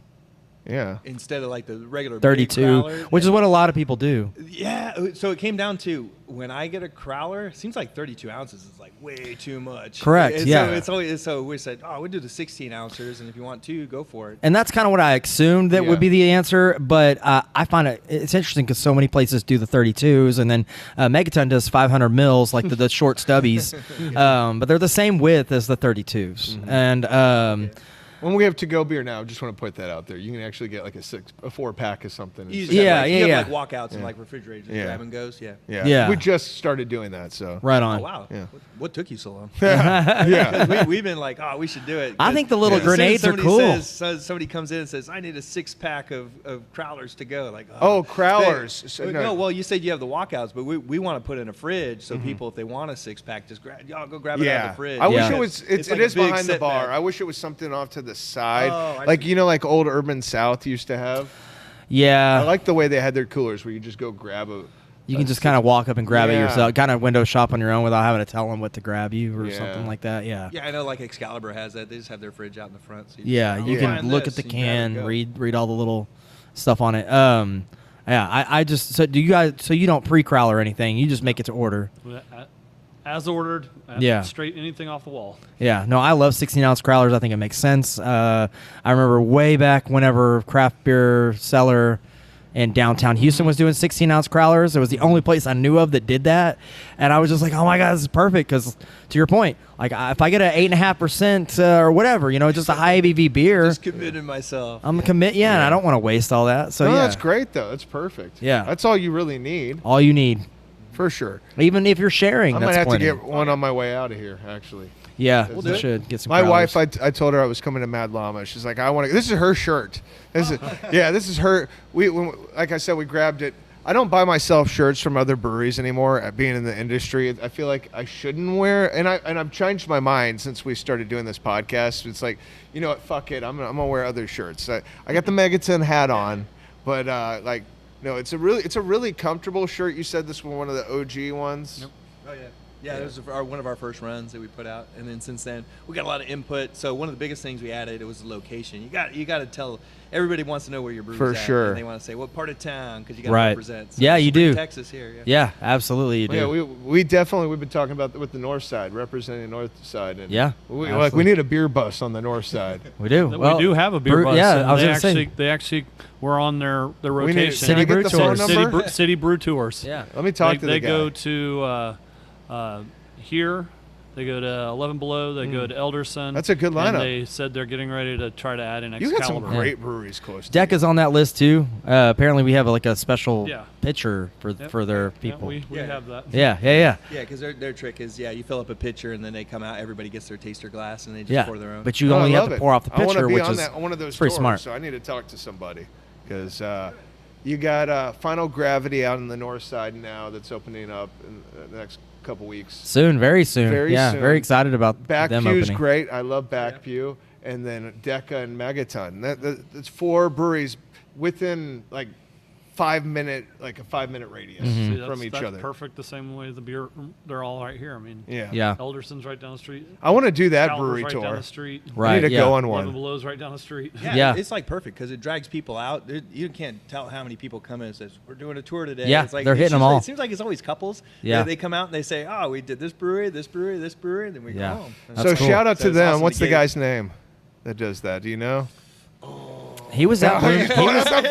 He was at Bloomfest. Really nice guy. I just cannot remember his name. Well, I want to talk to him. I want to. If we can get a brewery tour on the north side, you said Decca's been involved, but Yeah. I want to those 4 breweries specifically. I want to do your brewery tour. By the way, I want to get a seat on that one. I want to buy a ticket. Yeah, this one, the City Brew Tours, it's like smaller crowds too. I think he maxes out at like 10 or 12 people or something like that. Okay, so it's not like a 40-person Yeah, giant it's bus. more of a, That's it's more for cool. the beer It's a experience. van. Yeah. It's a van. Wow. That's Did do that. exclusive. That's you get a deep dive into Houston culture. And Yeah. the neat thing that I think that most of those bus tour type things, Yeah. he actually learns the brewing process that you do within your brewery. Yes. And when he's driving from place to place, educates you on this is how this brewery works and what Yeah. they do. Very cool. He literally came and sat here and watched us brew a beer. Yeah, he did that with Cody as well. Yeah. Yeah. He came back there, and I wish I would have known about it because I would have taken photos and stuff, but I had no idea he was doing that. I was like, well, that's really cool that he even wants to do that. That's cool. No, that's exciting. Yeah, we definitely need to talk to him. You did Javier. Javier? Yep. Okay. Javier, hit me up. I want to talk to you. Pretty sure he's a fan of this. Is he? Yeah. Okay, let's I know he talk, got a man. sticker from me at Bloomfest. man. Yeah.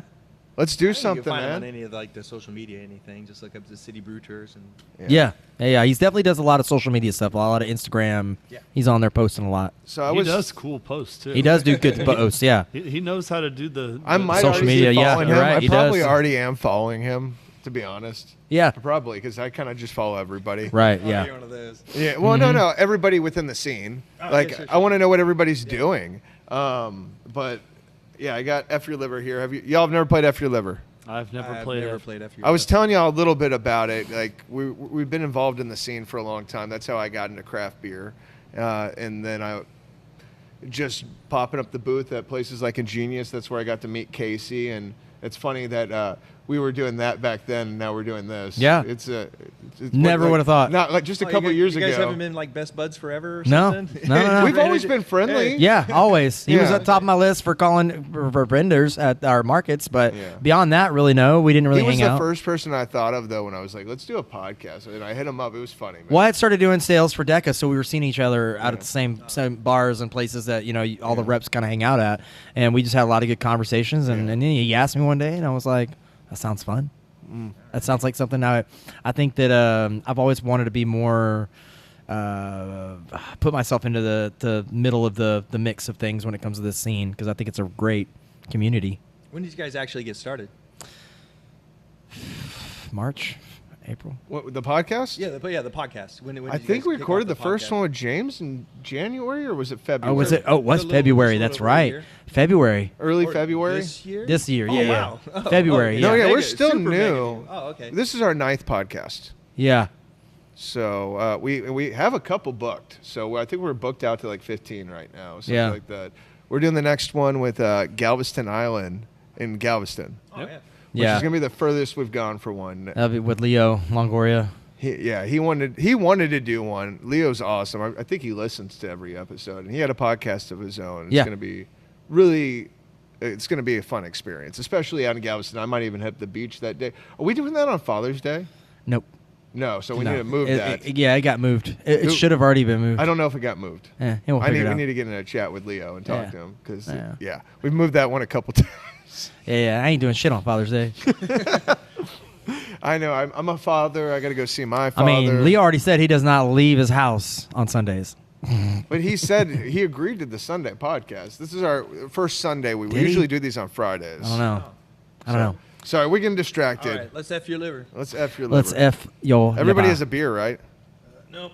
Okay. We all need alcohol in our glass to play. I transferred mine to my personal cup. Yeah, I know. We're all adults. We're just gonna play 4 cards of F your liver. We're not playing a whole 54 card F your Game. liver game. Yeah. Damn. Which is available on Amazon.com, fyourliver.com, and eBay. It's now available. It's just now available at Spider Games on eBay. F your liver. F your liver. Yeah. And Spider Games is my eBay store that I sell video games on. So it's pretty awesome. Check it out. You write the video games yourself? No. Okay, he just fed me the card. He You did can like you the show your magician's, card to like, the camera? Take that one. Take please. this one for some reason. No. Show All right. show it the camera and read the card aloud. So it says, okay, this is the easy one. It's called "Fuck You, Pick Someone to Drink." And you just tell him, fuck you. Let's go. Fuck you, Casey. I shall be fucked. You just put it down. Yeah. You Oh, just yeah. do what the card says. That was an easy one. It's an easy Yeah. one. Yeah. It's pretty simple. All righty. Straight. The player straight across That could be from me you, or you. gets to drink. I think it's me. I think we're facing each other. Yeah. Everyone in the camera. there we go. Yeah. All y'all at home. Straight now across. drink. You get to drink. That's and it. you get to drink. I'm and gonna you drink get on to that drink. one. That's Everybody perfect. drink. That's perfect. Love that. everybody could drink with me. There's pads on here in my butt still. Casey? Yeah, that was a good ad. Yeah. I mean, the butt pad only adds Yeah? like an extra 10 Yeah, minutes somebody or told me so. that. I was like, yeah, they got all the My ingenious butt. stuff. They're like, yeah, but they added pads, so it's a lot better. I was like, yeah, I get But that. they still kind of flatten out after a while. Yeah, and I'll tell you, speaking of sorry. the ingenious I stuff, have to take that No, one? you can take whatever I'm card not you want. taking that I didn't know I was doing I'll fall for magic. that. You take it. Casey, speaking of the ingenious stuff, if we turn off the lights, the tables still glow. Oh, really? Yes. Dude. From that party Were that y'all y'all had the Genius last night, people? when Did y'all Yeah. y'all painted go up them there all a up. couple times? yeah. Did y'all ever go to glow Genius still. back in the day? Yeah, We had we've some been doing wild. That last couple of weeks was pretty wild. That the last couple weeks. Oh my god. It was kind of it was a bittersweet Yeah. time, but man, I mean like there were sad tears and happy tears. I mean, it was great outpouring of love from a lot of people, and but man, we partied hard and like we gave it a proper christening. That's crazy. Yeah. All right, Thumb Master, you are the Oh. Thumb Master. So this is for the rest of the game. At any time you choose, I place mean, your the rest thumb. of the podcast. Place your thumb on the table. Other players should notice and follow your lead. The last player he's to do doing so it. drinks. He's He got is to the do it. thumb master. I think that was you. Oh no, I was That's too slow. Arian. I was slow on it. I've never played thumb master. All right, cheers. Cheers. I Cheers. knew what Thumb Master was. Yeah, we've done the I've thumb. never- I did it in the Presidents and Assholes. Yeah, same thing. Or if you rip one. Is there a Have you little done green? the- Do you have a the little thumb? green man in there? I don't think I put it in the stack right here, but it's in the game. Yes. Yeah, Yes. There's a green man. there's a green man. I remember the green man. You have to take the green man off Okay, whenever you it's my drink. card. What do I got? Dare. Dare a player to do something. If they don't, they must drink. I want to do appropriate dare though. I'm trying to think what that would be. I don't want to get It's like, naked. I dare you to drink. I dare you to. Yeah, it's pretty much the direction I have to go, right? We have a bunch of guys here. Nobody wants to get naked in front of No. each Oh, other. I know, right? No. I made it seem like that's the direction he likes to go. It's not. So you can refuse this dare, by the way, and just take the drink as a consequence. But this is the dare I'm going to give you, Steven. Okay. I dare you to make a cocktail of every single beer you got on tap and chug it. And shotgun it. I pass. I will drink. I legit thought you were gonna have him brew a beer. Like I thought you were gonna dare Just him on to the spot, just brew a make me a beer. specific kind of beer. That would be a cool I dare. didn't, yeah. If you didnn't say shotgun it, I would have. no, not shotgun. I just want you to pour it into a cup. Oh, and you drink. said shotgun it. Oh. I said, no, I do not want No, to I- shotgun the whole thing. I No, said, no. I didn't want you to would have can done one. just go Oh. down the tap. I do Yeah, that all the time. Well, you Right, can still yeah, do yeah, it. What does this taste like? Yeah. Well, that's it. That was F your liver. F your liver. Right, Yeah. F your liver. Yeah. Yeah. On Amazon, fyourliver.com, and now it's on eBay in my store, Spider Games. Go buy it now. Do that. Give Christmas Brandon is your coming up money. eventually. It's kind of far away. But somebody's birthday is tomorrow. You don't know. That's true. Yeah. You always want a fun drinking game. Yeah. It'd be great for your brewery. For That's sure. true. I feel like a lot of breweries do have it.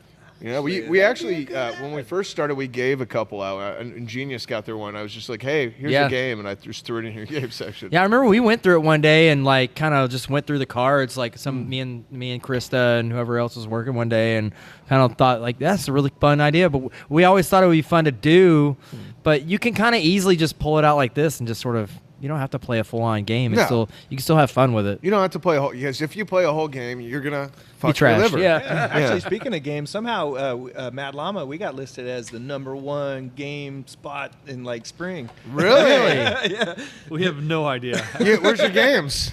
Oh, we have a stack of games. You do? Dominoes, Upstairs and downstairs. Sorry, No, but you have Uno, games. stuff like that. A lot of people Cornhole. bring out games. They play some dice games. Yeah. And different like random. One of them. Oh, there's a couple that comes out. They play backgammon. I mean, who's Okay. plays backgammon anymore? So but it's just awesome to because see. there's That's not a lot exciting. of places that have like board games. I guess we started laughing. I mean, we've literally had multiple people say, yeah, we were Googling places to play games, and y'all came up as one of the number one places to go play. I was like, what? Yeah. That's crazy. So that wasn't planned? At Ingenious, we had a lot of board games at Ingenious, and at the time when we were, it was a sinking ship, right? So we were trying to do anything, throw shit at a wall to see what would stick to have people come out. And I remember promoting game night, and I was like, family game night. As long as you are playing a board game, any tabletop game, you get 15% off your tab.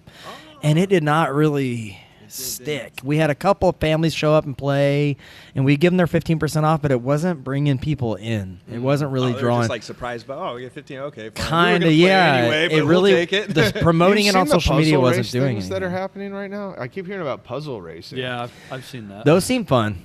Backpew it's did like one. a gimmick night. the Oh, other okay. day. Yeah, you race. You buy the puzzle from the brewery. Yeah. The brewery gets, I guess, from what I've heard, they just buy them cheap off Amazon. Yeah, you just Yeah. buy the puzzle, Yeah. bulk puzzles. You sell it back to the customers. And then they have a puzzle race, and then they get to keep their puzzle. Yeah. And then is there a prize? If you Yeah, win I a- think you get you get money back. I think you get money. You get. Is that what it is? I think something about I getting. want a gift card. I want a Yeah, T-shirt. it's I care. I guess I don't want to speak out of turn because I don't know exactly how everybody does it, but, But I think there might that's be cool. some money would you try involved. a puzzle race? Is that something y'all would do? We've thought about doing a lot of different things. Yeah. I mean, Is it to y'all together? You just shooting ideas? Or it's you? Yeah. Yeah. It's Yeah, you? It's always just, what do you think of this? No, that's a dumb idea. Yeah. Or, that's a great idea. Yeah. Right. Yeah. It's like, Yeah. I remember. I would kind of. I mean, I'll say it. I used to go on social media and look at other breweries. Maybe Yeah. not in this town. What's everybody But other else doing? breweries Yeah. and be like, "What are y'all doing?" And I remember Celestial Brewing in Dallas was doing a giant paper airplane competition, and I was like, "Whoa, that's a really fun event idea. Not a whole lot of overhead." I always thought it would be fun to do that, but yeah, they would do that every year. They'd do and they had other breweries that would get involved, and they would kind of have breweries make these big paper airplanes. See, we could do the paper airplane thing. We could Yeah. let people let them throw it from the top of our balcony, Yeah. Yeah. and see who flies the furthest. Dude, see Yeah, that, do it. To That'd me, be that's cool. fun. That'd be fun. That's You fun. should totally do that. Yeah, That's a can good you hit the idea. fermenter? Yeah. We're doing it right now. Yeah. I love that's this. how it works. I think that's a great idea, and that's fun. And like you always have to think of things that aren't going to cost a lot of money, and that people actually want to do. And it's hard. Plus, really, like a lot of our regulars, it's infinite ideas from Yeah. the regulars that show up. They say, They're showing up really with ideas Yeah. for you. That's cool. The suggestion every cannon. 1 in 100, though, is that's actually a good idea. Yeah, Let's you're go. right. It is something. I'll You're show right. up for that. You get a lot of people that hit you with ideas that cost a lot of money, and that's usually the issue. It's like, Yeah. all right, that's a great idea, but we need a budget for that. That's outside of what we're going to do. But yeah, every once in a while, people hit you with something. You're like, man, okay, we could work with that. Yeah, that's cool. I think that'd be fun because you do have the space for that. That would Do a be- zip line thing or Oh something. yeah. Fire pole, Come bungee jump at Mad Llama. rappelling off the side. Break your hip. Yeah, I'm sure our insurance company would love us. Oh yeah, when we were originally getting opened, we had our insurance, so we put in asked for a quote from the insurance company, and me and him were just playing around on like Facebook and showing a mug. Well, this is going to be like Mad Llama, and when we're in front of a fire. And I made that during COVID. We were Oh, sitting, yeah. we were sitting around the fire at his house one night during COVID, and we had music playing in the background, and I used my phone and I was just filming the cup dancing around in front of the fire. I love it. But then the insurance company, after we said it, they said, "You guys have fire?" Like, oh, come on. That's at our house. Let's But it was clear some funny. things So up, they're guys. like researching us on the internet to see what we're doing. That's hilarious. That's awesome. I love stuff like that. Those are fun. Those are fun little stories. There's always some weird things that happen. I know Megaton had a lot of weird things happen when they were trying to open. I don't know. You would been he would more a part of. Well, I about was that there, than I but would have. I'm sure you heard about the fire marshal issues and some of the crazy stuff. I've that- heard some things. you know. Fire marshal. Oh yeah, Not fun. yeah. Those fire marshals are like sitting in a room going, "Who can we screw today?" It's literally feels like that, but then they show up after they just give you all this. You got to fix this. You got to do this. You got to do that. You got to blah blah blah, and then you fix all those things, and then they fucking this Megaton. They didn't even send the guy who was like actually signing off on it. He sent some other dude who looked at it and was like, "All right, cool, yeah, thumbs up," and just like didn't even actually inspect anything. And it's just like, man, we sweated and stressed all you know? Oh, we got the opposite kind of. We got the, okay, your plan looks great. We're gonna come out, give your final inspection, and then when they got here, looked around. You guys need some fire alarms. 2 months setback. Oh my gosh. Yeah, damn. Yeah, there's always something like that. I feel like every brewery has its story, one way or the other. When it comes to and that. I get that vibe whenever I work with. I don't know how many. You've been selling beer for what, a year now, a year and a half. You're now? a little over a year. Yeah. So, I'm sure you've encountered a couple places opening as you're selling beer. Like they're opening. They're gonna have your beer on tap the first day they're open. Yeah. But they always tell you they're planning on opening this, and I always add like 5 months to that in my head. Right. Because Yeah. I don't believe that's when they're going to open. Yeah. We were originally supposed to open in October of 2024. Wow. Yes, that's Or 2023. Oh, 2023. shit. 2023. You opened in June of And we- 24. And we opened of That's June right. of Okay. 24. Yeah. Jeez, man. Yeah, because That's how that's back.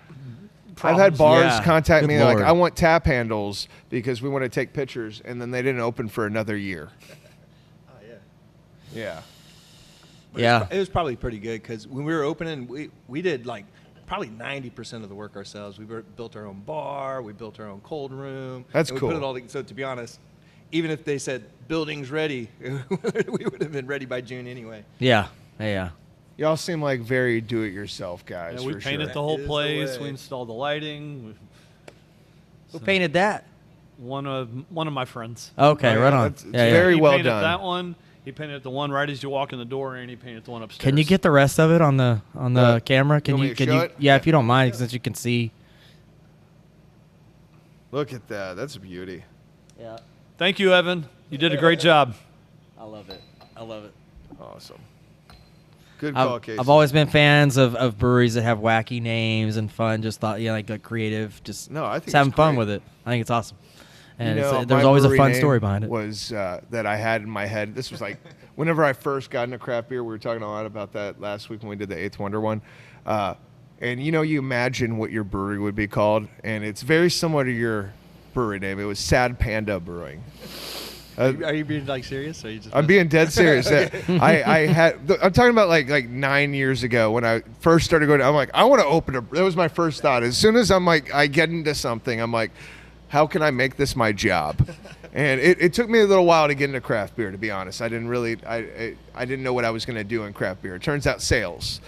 But if I would have opened a brewery 9 years ago, it probably would have been called Sad Panda. Sad Panda. Have you seen the South Park episode with the sad? I'm a sad panda. No, I haven't seen it, but Yeah. No, really, it's probably a good choice in your. Did you have a couple different names before Mad Llama happened? No, No. No. there was always No, Mad we're Llama. set. That was Mad Llama from when we started talking about brewery together. Yeah, the only thing we debated, should it be brewery or brewing? Right. Brewing company. And that's or another brew thing. pub. Craft Works or anything. Final right? Gravity's Brew Pub. I know Ah, that. see? yeah. But I mean, I've noticed a lot of breweries. It's interchangeable with brewing and brewery. As far as it doesn't have to do anything with your licensing or anything like that. I think Chris So. is thinking about changing the megatons. Really? He's been talking about it. So what? He said something about Brewworks. Brewer? I don't know if that's what I might be misquoting him, but Wow. It's I like don't. the cool way to say it, I guess. Yeah. He talked. He said he wanted. That's what Fortress used to have was Brewworks. Yeah. They were Fortress The Brewworks. reason is though we're kind of changed. We're in a big moment of change at the brewery, and we're changing kind of a lot of the culture, and we're changing the beer. The beer is changing at the brewery. It's a lot of the recipes are being redone, and I think for the better. So I'm excited Agreed. about Interesting. what we're going to be doing over there. The best word I could say is that we're just going to make the best possible product we can, no matter what. That is the ultimate goal. Oh yeah, definitely. Yeah. So I mean, pretty much that's what drags people back in. Is if you got. I think it's a series of things. Well, yeah, it's the product and then the vibe. So a lot for of people vibe. come in here And the customer say- service. Yeah. And Yeah. that's something that you get here at Mad Llama. Yeah, it all goes to the vibe, so it's cool. Yeah.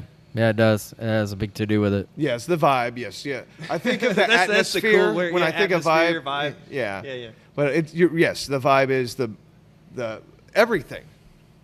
for sure. Yeah, the terroir of the brewery.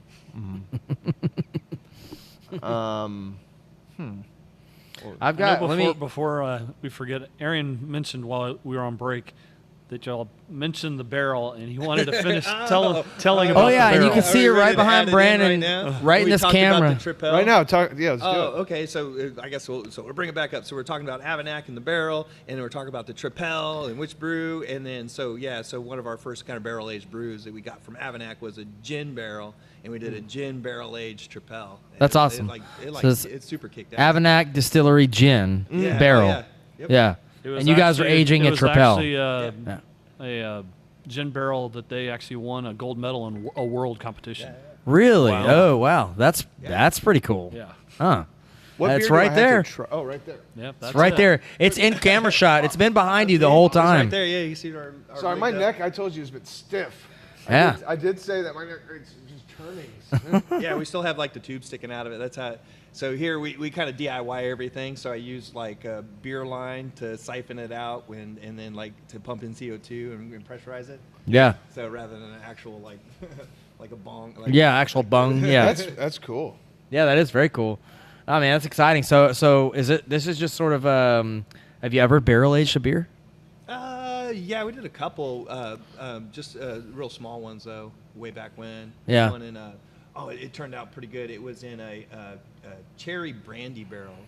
That's a good beer. That's what's up. To get a hold of. Yeah. Or a good type of barrel to get a hold of for like a porter or something like that. Nice. And then that was like the most unique one. Then other than that, just regular whiskey barrels. Everybody does a whiskey barrel there. Right. Yeah. No, that's cool, man.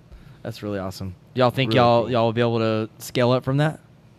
I doubt we'll ever have like a true barrel program going on. If Yeah. that's what you're talking about. Yeah. I think just doing one-offs because it kind of gives people something unique. Yeah. It says it's once in a lifetime. Come Right. get it. Yeah, and then you're Yeah. not Tell overdoing I it. really like And that. say, when are you going to brew this again? Right. Probably never. Yeah, and then I doubt that- we'll ever get that barrel again. I mean, we could do the Tripel, but we'll never get that same barrel. Right. So Exactly. whatever comes out, It would always it's just a be new thing. a new thing. Yeah. That's But cool. That's what you get from a place like Mad Llama. Like you get, come get it right now because you're gonna miss it.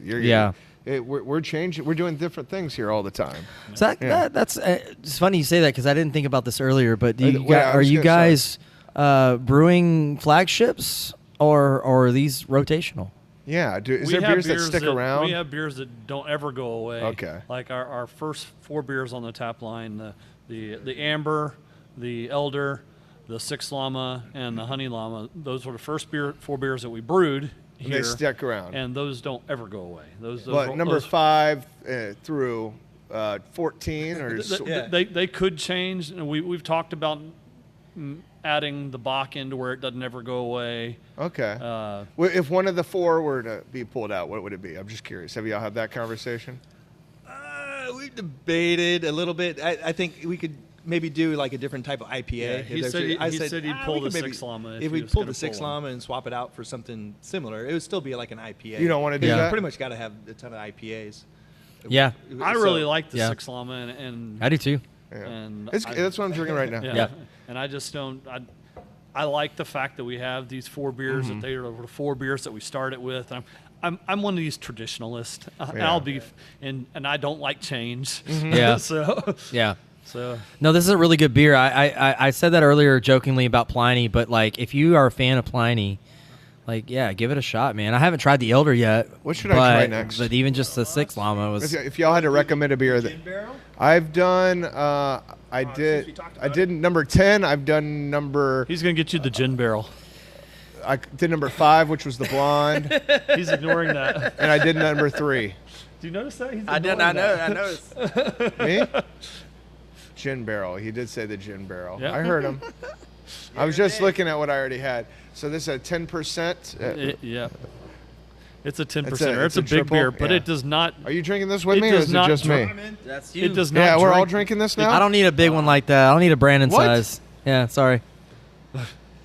I didn't. I'm finishing what I'm drinking right now. He just poured. I asked for whatever he wanted to give me. This is what he gave me. Oh, good God. Oh, he got you one. Let's go. Oh, you want it? Oh, I'll just take a small, Okay, we'll give you this little a small one, squirt. You don't have to. No, I want to try it. I just don't okay. want to try half a. You want half of mine? I don't want like 7 ounces. You want half of mine? You don't. Okay. It'll give us a chance to show You already poured show it. off our new. Oh yeah, taster glass. Yes, our newest. That is pretty cool. Taster glasses. Okay, I got the camera on you, Casey. There's a llama, and then it says Mad Llama right here. A small little. Is it 5 ounces? It's a 4 ounce. 4? Okay. Yep. Yeah, Very nice. You always. We do it in 4 ounce pours. It might.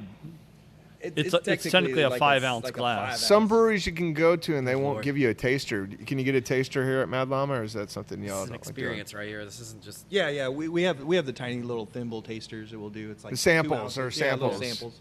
Yeah, I feel like some breweries are getting away from doing samples. They're like, no, you should just like the beer. We're definitely open to giving samples. Okay. But his trick is because he's proud of the product and he knows. Yeah. Tell him, what do you do? I actually will let them sample in the glass that it's supposed to be served from. Okay. Because I'm like, I know you're gonna like this. Right on. And That's so, awesome. So I'll pour a little. love that. I'll pour That a little sells it. 1 inch pour into the whatever glass it would be going to. Yeah. For like the Belgium style glasses. cheers, I'd by the use way, some guys. of that. Cheers. That. Or our normal pint glass, I'd use. What that. are you drinking? I am drinking the ESB.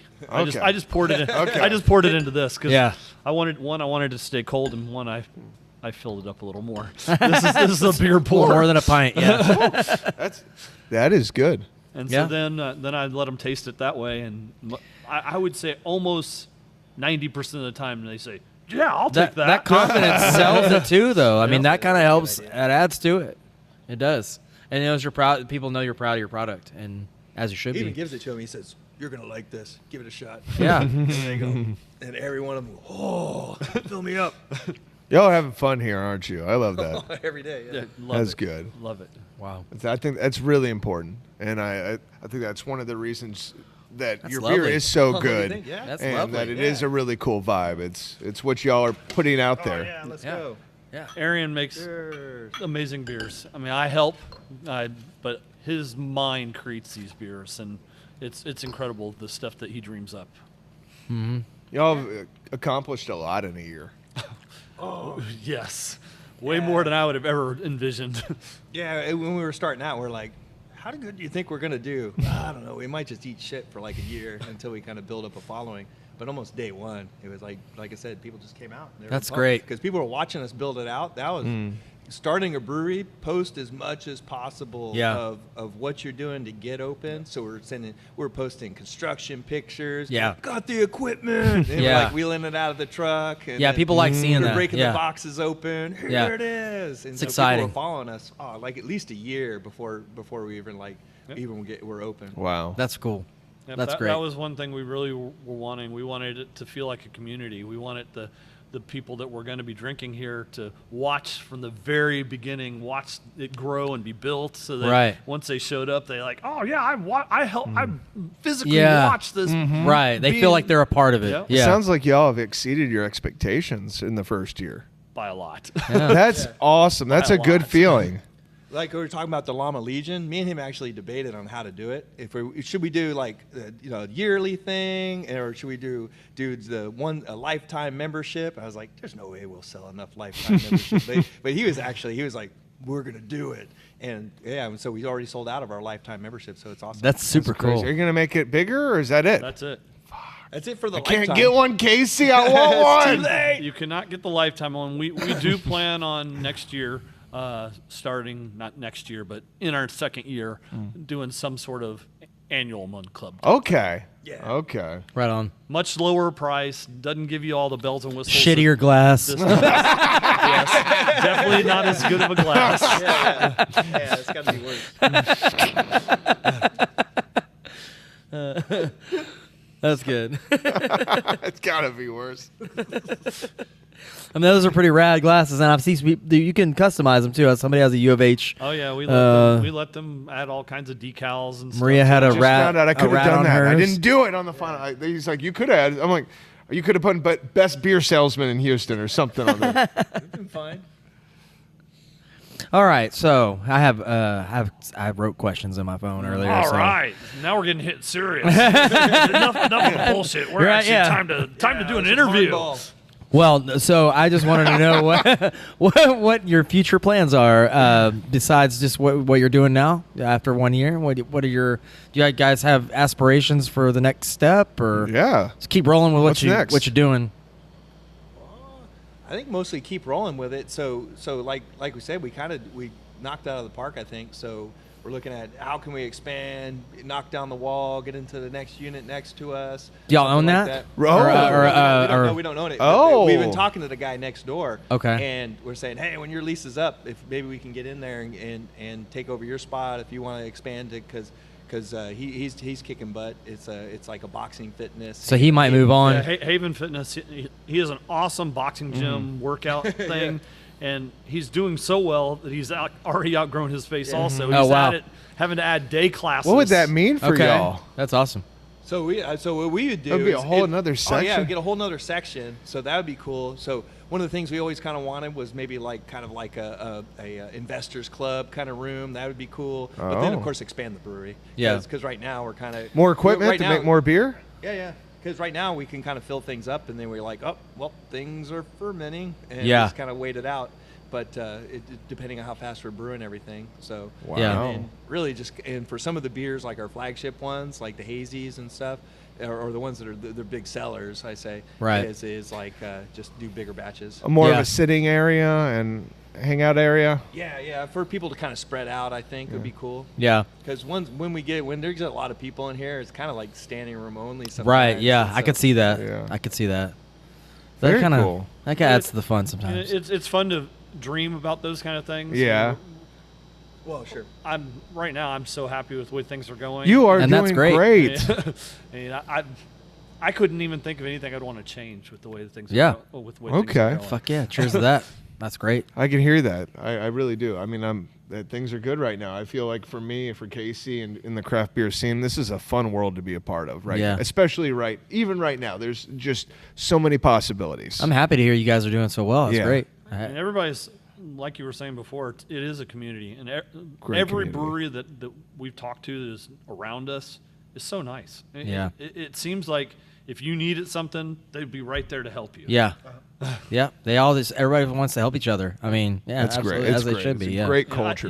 I don't get the feeling that, I mean, we're all here to make money and we're all selling our own product, but I don't ever get the feeling that, I don't want to help them because it might take away from our sales. Right, yeah. I get the complete opposite. Right, exactly. We'll bend over and we'll refer, hey, go up there. I mean, I have one of my good high school friends actually owns Frankenbolts, Chuck. The funny thing is, neither of us knew we owned breweries. That's hilarious. He just happened to show up here and he said, Stephen DeLong. I said, Chuck, what's up? He said, you own a brewery?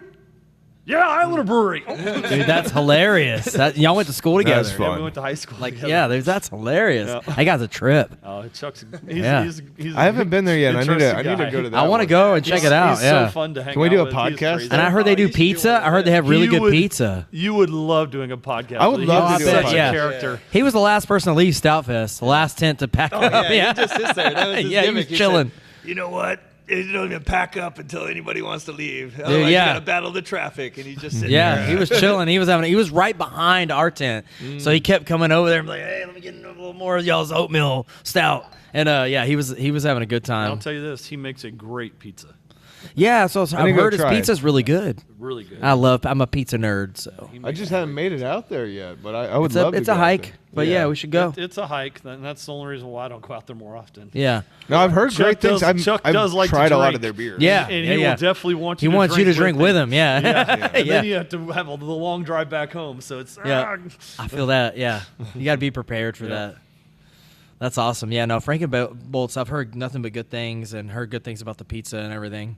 And on another note with Frankenbolts, Arian and Chuck here we go. just did a collab. Did y'all? Yeah, that's not your first one. Oh, It is? cool. Oh, wow. Okay. All right. Yeah, so right now the tentative name, or probably it's going to stick, is the Big Bad Franken Llama, and so it's going to be American barley wine. That's awesome.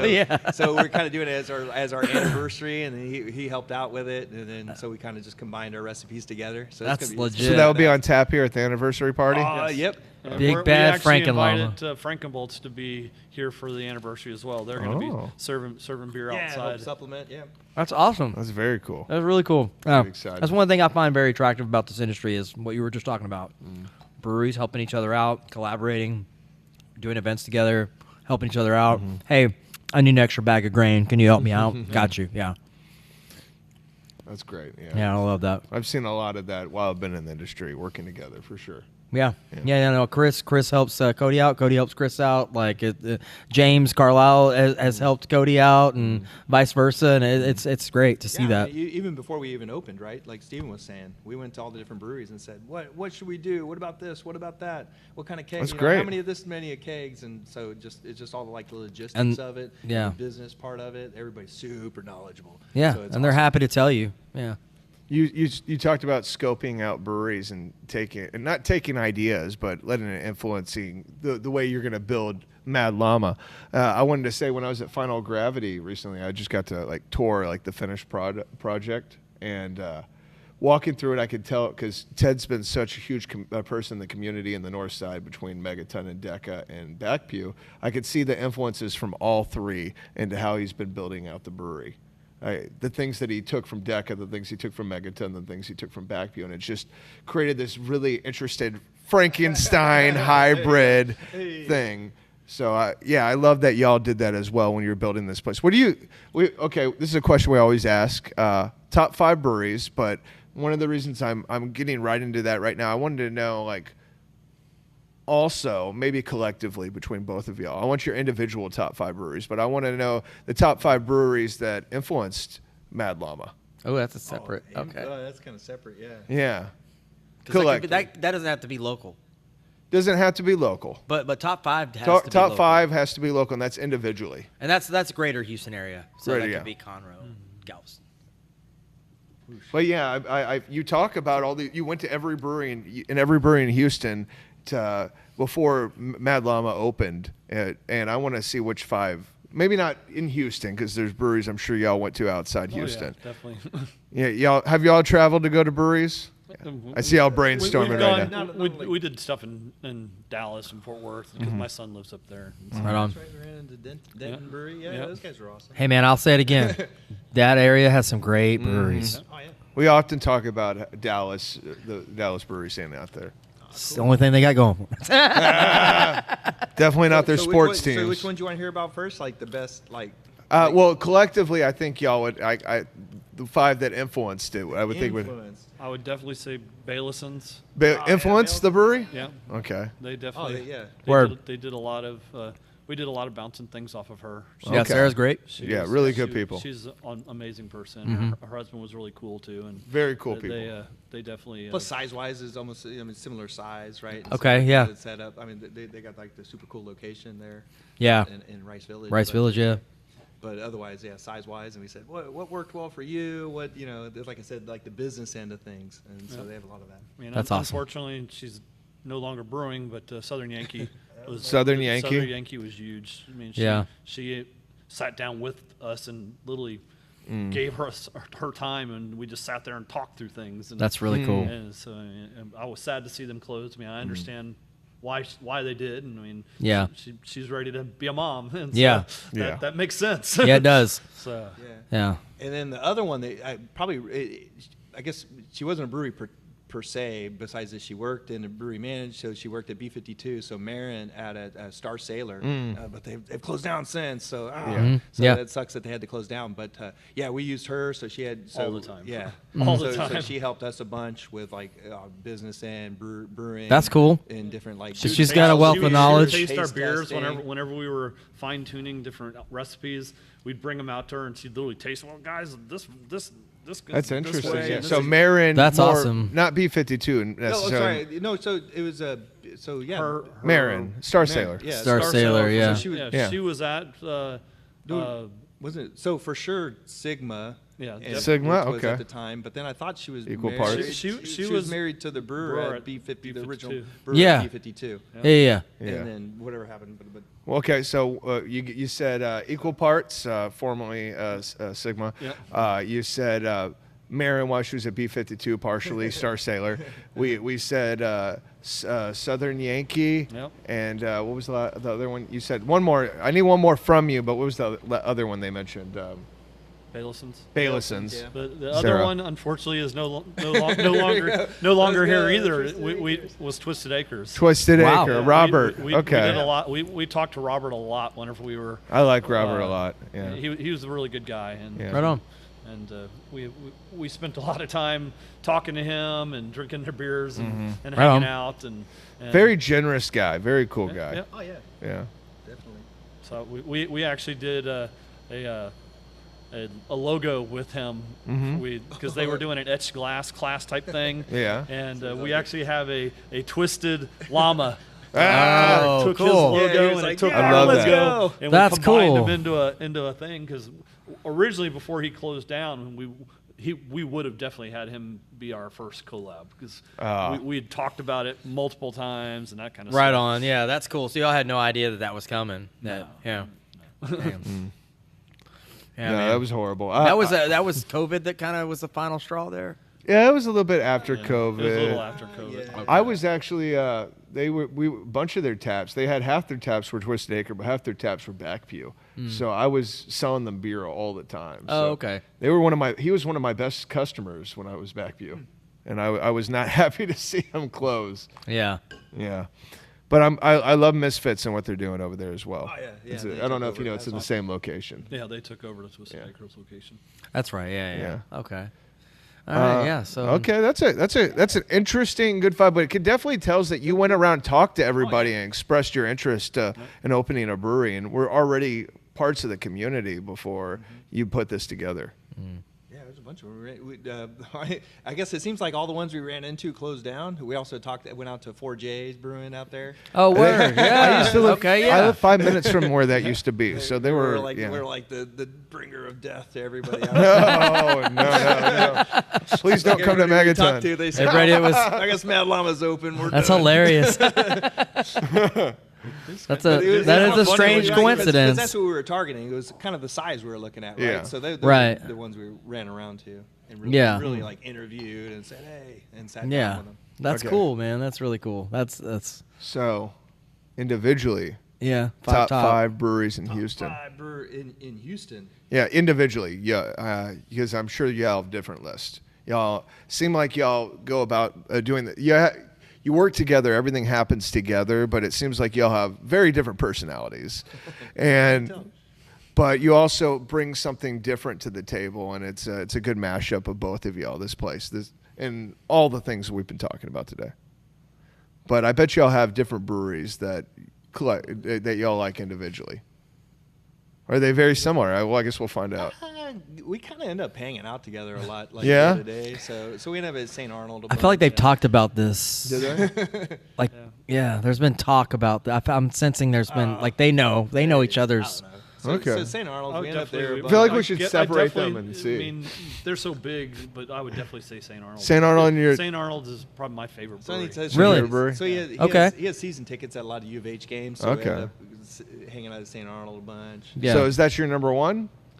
I would Oh, say the Houstons. I would in Houston. I would say We Yeah. normally don't do it in order, but I'm just I would curious. probably Like, say number you're- one. Yeah. I mean, That's I know cool. It's Is that kinda- same for I know you? It's kind of weird to say that because they're like that's the 100 one- times that's the bigger one than. I don't think it's that. I think out it. at the most. But if I go to games, True Anomaly's cool. I like. They Yeah. have a cool place to hang out before games. Yeah. And then, So True Anomaly, St. Are you putting St. Arnold on your list too? yeah, I'd put St. Arnold. Okay, I'd put so- St. Arnold on my list. St. I Arnold, really, True I Anomaly. really like Excalibur a lot. Excalibur. So we got St. Arnold, I really Excalibur. like Excalibur a And they lot. brew a lot more beer than I expected them to brew. They brew a I don't lot of I beer. don't know He does his how butt they off, yeah. can. I don't have either. 48 beers on tap. I couldn't keep up with that many. It's beers. I'm insane. Like, how They do just you never have stop. 48 beers on tap. They're like brewing in shifts or something. Yeah, it's a lot of beer. I mean, that's What a big kind of But it's- what size yeah, system it do they is. have? I have no idea. We need to go talk to them. Y'all know. I don't know. No? He has some giant fermenters in there now because I went there on Mother's Day weekend. We were waiting to go to brunch, and so I walked over. I said, "Oh, I'm gonna go have a beer." So We're gonna have But to they're do a doing small tour when we batches go. too. I'm sure. Yeah, but- I'm sure they're doing. You want to do a brewery Excalibur? I think he does like a tour. a- I mean, a beer podcast. Do a brewery. You want to do a podcast? We should. I want to do one soon. That would be Yeah. cool. No, that'd be a good. I would definitely be interested to know about that. I would say Frankenbolts. We want to do I really everybody. like Frankenbolt's It's just a lot. Yeah, right on. Frankenbolt's. That's Chuck cool. makes some really good beers. Yeah. So Excalibur, they're Frankenbolt, very St. different Arnold. than what we do, because Chuck's style of brewing. Are you is also way at different Excalibur? than what we do. I thought Excalibur. But I really like his beers a lot. Yeah. Frankenbolt's is great. They had a coffee beer that I used to really like from them. I can't remember what it was called, but they kept bringing it to the festivals. It was so good. I forget the name of it. Yeah. You know what I'm talking about? It's real What was it dark. called? Sorry, Chuck. I forgot the name of your I coffee. know. I had one I spicy should one at remember it. Southfest. It was spicy that he had. That was Spicy one. Oh, he had like a had like habanero or. habanero. Yeah. I remember. Then he also had his Tres Leche. He told me he likes spicy White stuff. stout. Yeah, He likes I'm to gonna make it a little spicy easier, beers. so because I do need to get these top fives out of y'all. I got 3 from y'all. From you, you said St. Arnold, you said Excalibur, you said Frankenbolt's. What's your last 2?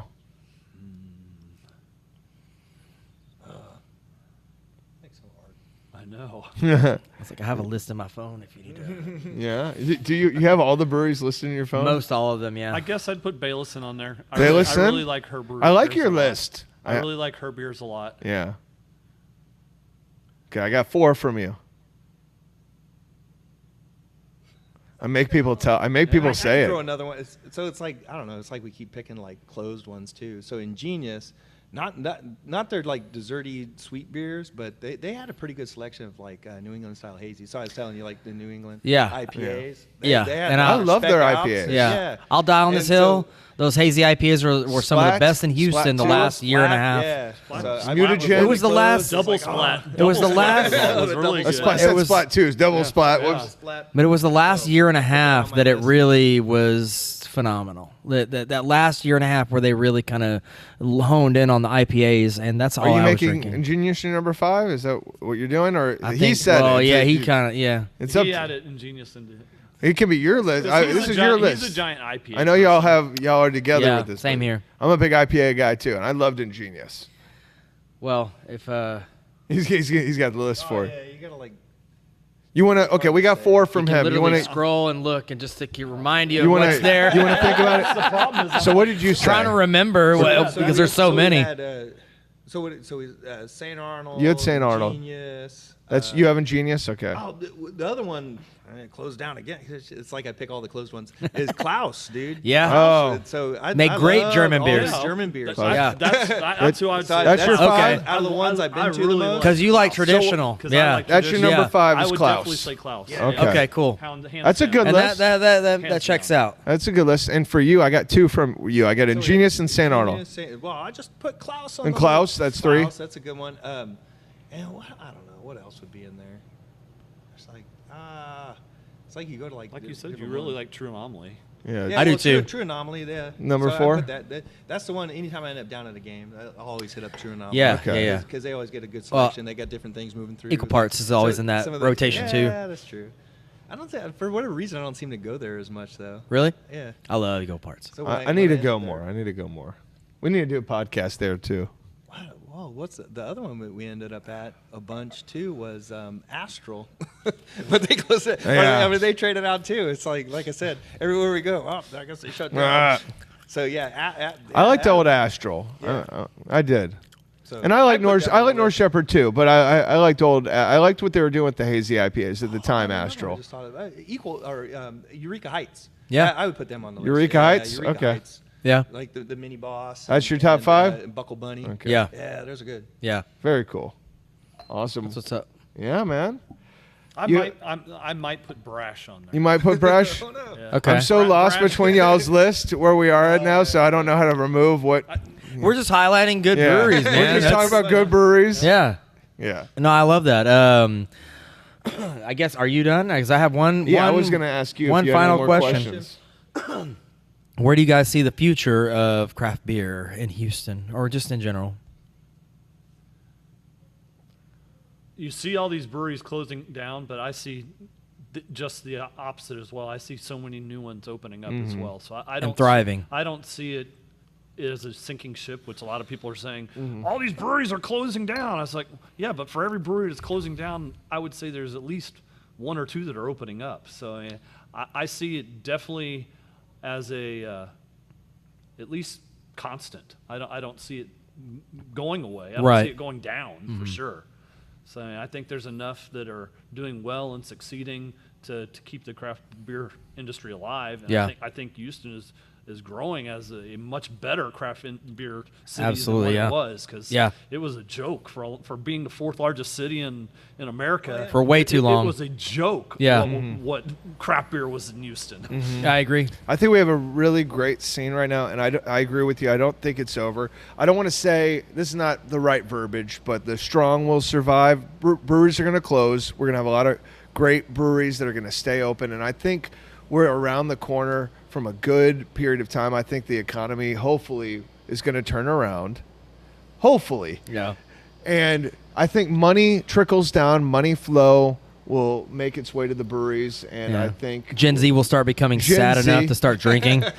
This is something we haven't talked. We did the Eighth Wonder podcast last week, and they were very confident when we did that podcast that this was going to go their way with every. Another brewery that I really like also. I really like Eighth I really Wonder like a lot. Eighth Wonder, I really like Eighth Wonder. Me and him, we talked about how much we love them. We had such a good time. I love the Cougar Paw. But you know they've been doing everything with their THC, and you saw that the governor over that marijuana will be illegal again in September. Oh.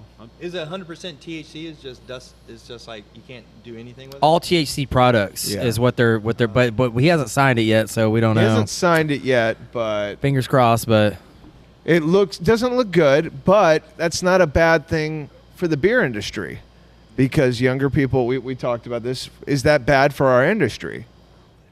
Younger people are not drinking. Maybe younger people will check out craft beer again if the smoking products are not super available. I don't know. So Stephen and I both have have daughters or kids that are just getting out of college, and they're starting to get pumped about beer. Yeah. Because before that, they kind of weren't.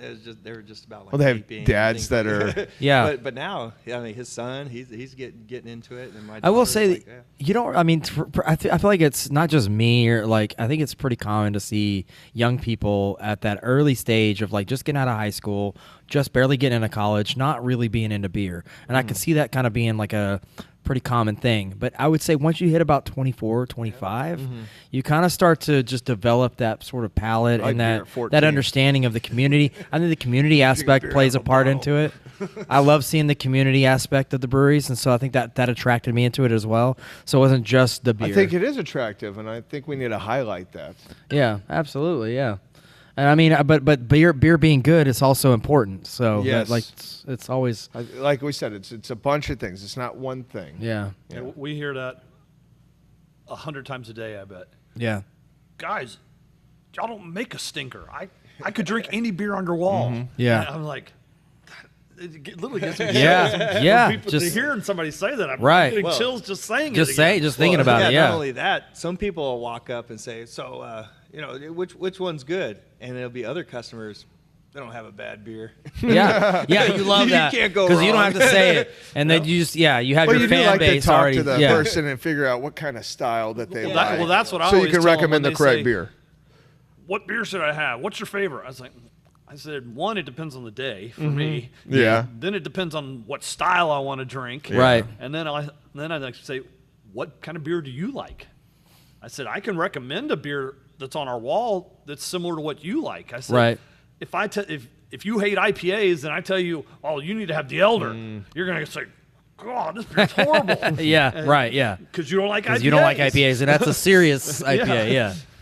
So I mean, do you guys do any sours? We dabble in the sours. Not in the future. As far as I'm concerned, no, I don't like sours. Oh, right on. Fair enough. And to say we'll never do it is never say never. Never say never. Yeah. Right. But like I said, the beers that we have, and like Arian was saying, we want to do a lot of traditional beers and styles and things that we like to drink also. We might necessarily know what a good sour would be because we don't really drink them. So fair enough. How it would be hard to judge, at least, Right. at least for me. Yeah, I can appreciate the sour, but I always after a half a glass or so, I'm like, I'm kind of done with sours. It was good to start, but I know why people like them though. Yeah, so right. But to us, we get underwhelmed by them. So a lot of breweries that just don't regular mess beer- with them. beer style. Yeah. It's not bad for Megaton. We're making a lot of great sours, and there's not much competition out there. I'm not saying the sours aren't. There's not a place for them. I mean, they're right. I'm just like I'm you not said, offended. I can only drink like a half of one, and then I'm like, okay, you're on to the next. Maybe it's not for everybody. Yeah. And I would definitely love to try Mad Llama sour. I think that would be really interesting. Maybe we'll invent it. Maybe, yeah. If y'all ever do make one, I'll definitely come check it out. The beer someone sour. Or a beer, yeah. Let's do a beer someone sour. Let's go. Would you want to do a beer someone beer collab? I can't wait. We haven't been invited yet, but I would love to be involved in a collaboration. We don't hate the idea. Yeah, No, I love that. Like a set of recipes you're just sitting on. They're like, we're waiting for the right person. Just a Citra Mosaic IPA. No, I'm just kidding. No, just a beer that we can be like, try this at blah blah blah blah blah next week or whatever. Yeah. We could promote the shit out of it. Yeah. I don't know how great I would be at actually making the beer. All we have to do is just like help them mill the grain and then throw the grain in. I can be in the room. Stir. Little Here, stir. push this button. Yeah. You just brew the beer. Yeah. They'll make sure we don't fuck shit up. Oh, okay. If you can make sure I don't fuck shit up. Yeah. Whoa. We've had some people show up and say, "Hey, while we're mashing in, you just work the paddle." Yeah. All right, you're a brewer. Yeah, right, yeah. And it's fun no matter what. It's fun. It's fun to just kind of be in there and just see how it's working. It smells awesome. Like it's great.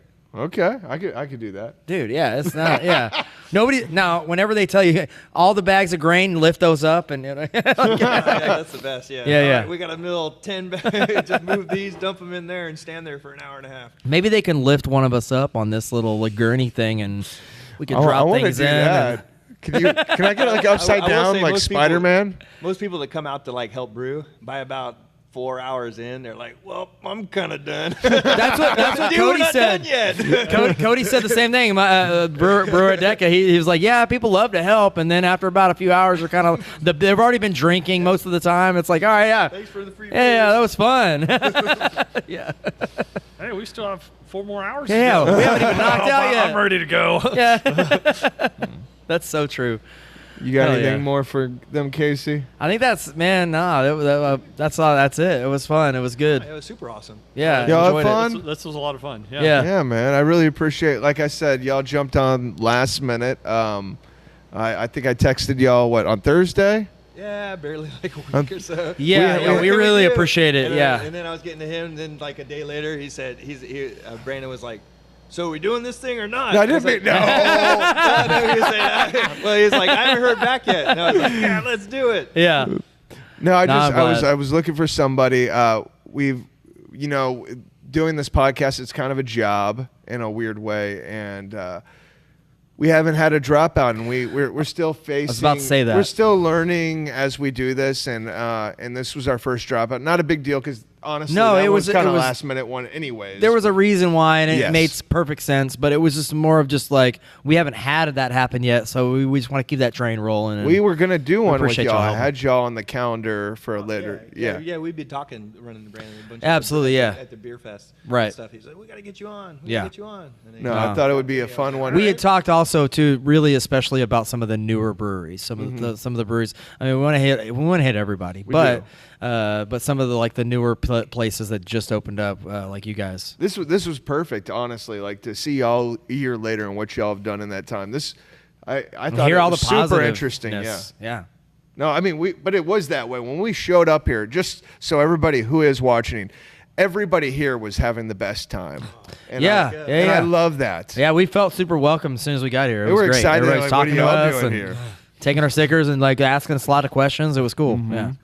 Yeah, you got a great community around here. Like I said, thanks again for jumping in last minute. Let's in the future when we do more of these, I would love to come back. Oh, I'd definitely be interested in doing it again. Yes, definitely. awesome Absolutely. guys. Yeah, you got to see maybe like See the 6 growth. months from now. How's Yeah, it going now? Yeah. That'd be super cool. 5 years, you're just like, Yeah, like We're it's still, not we're as still in the honeymoon phase. Yeah. I guess. No, but yeah. There's not a day that goes by. You're like, "Oh, brewing beer day. Let's go." yeah, that's super cool, man. That's great to hear. okay. Well, I'm gonna cut it off, guys. Y'all have a great night. Sounds Thank you great. so Cheers. All right. much. Cheers. Cheers.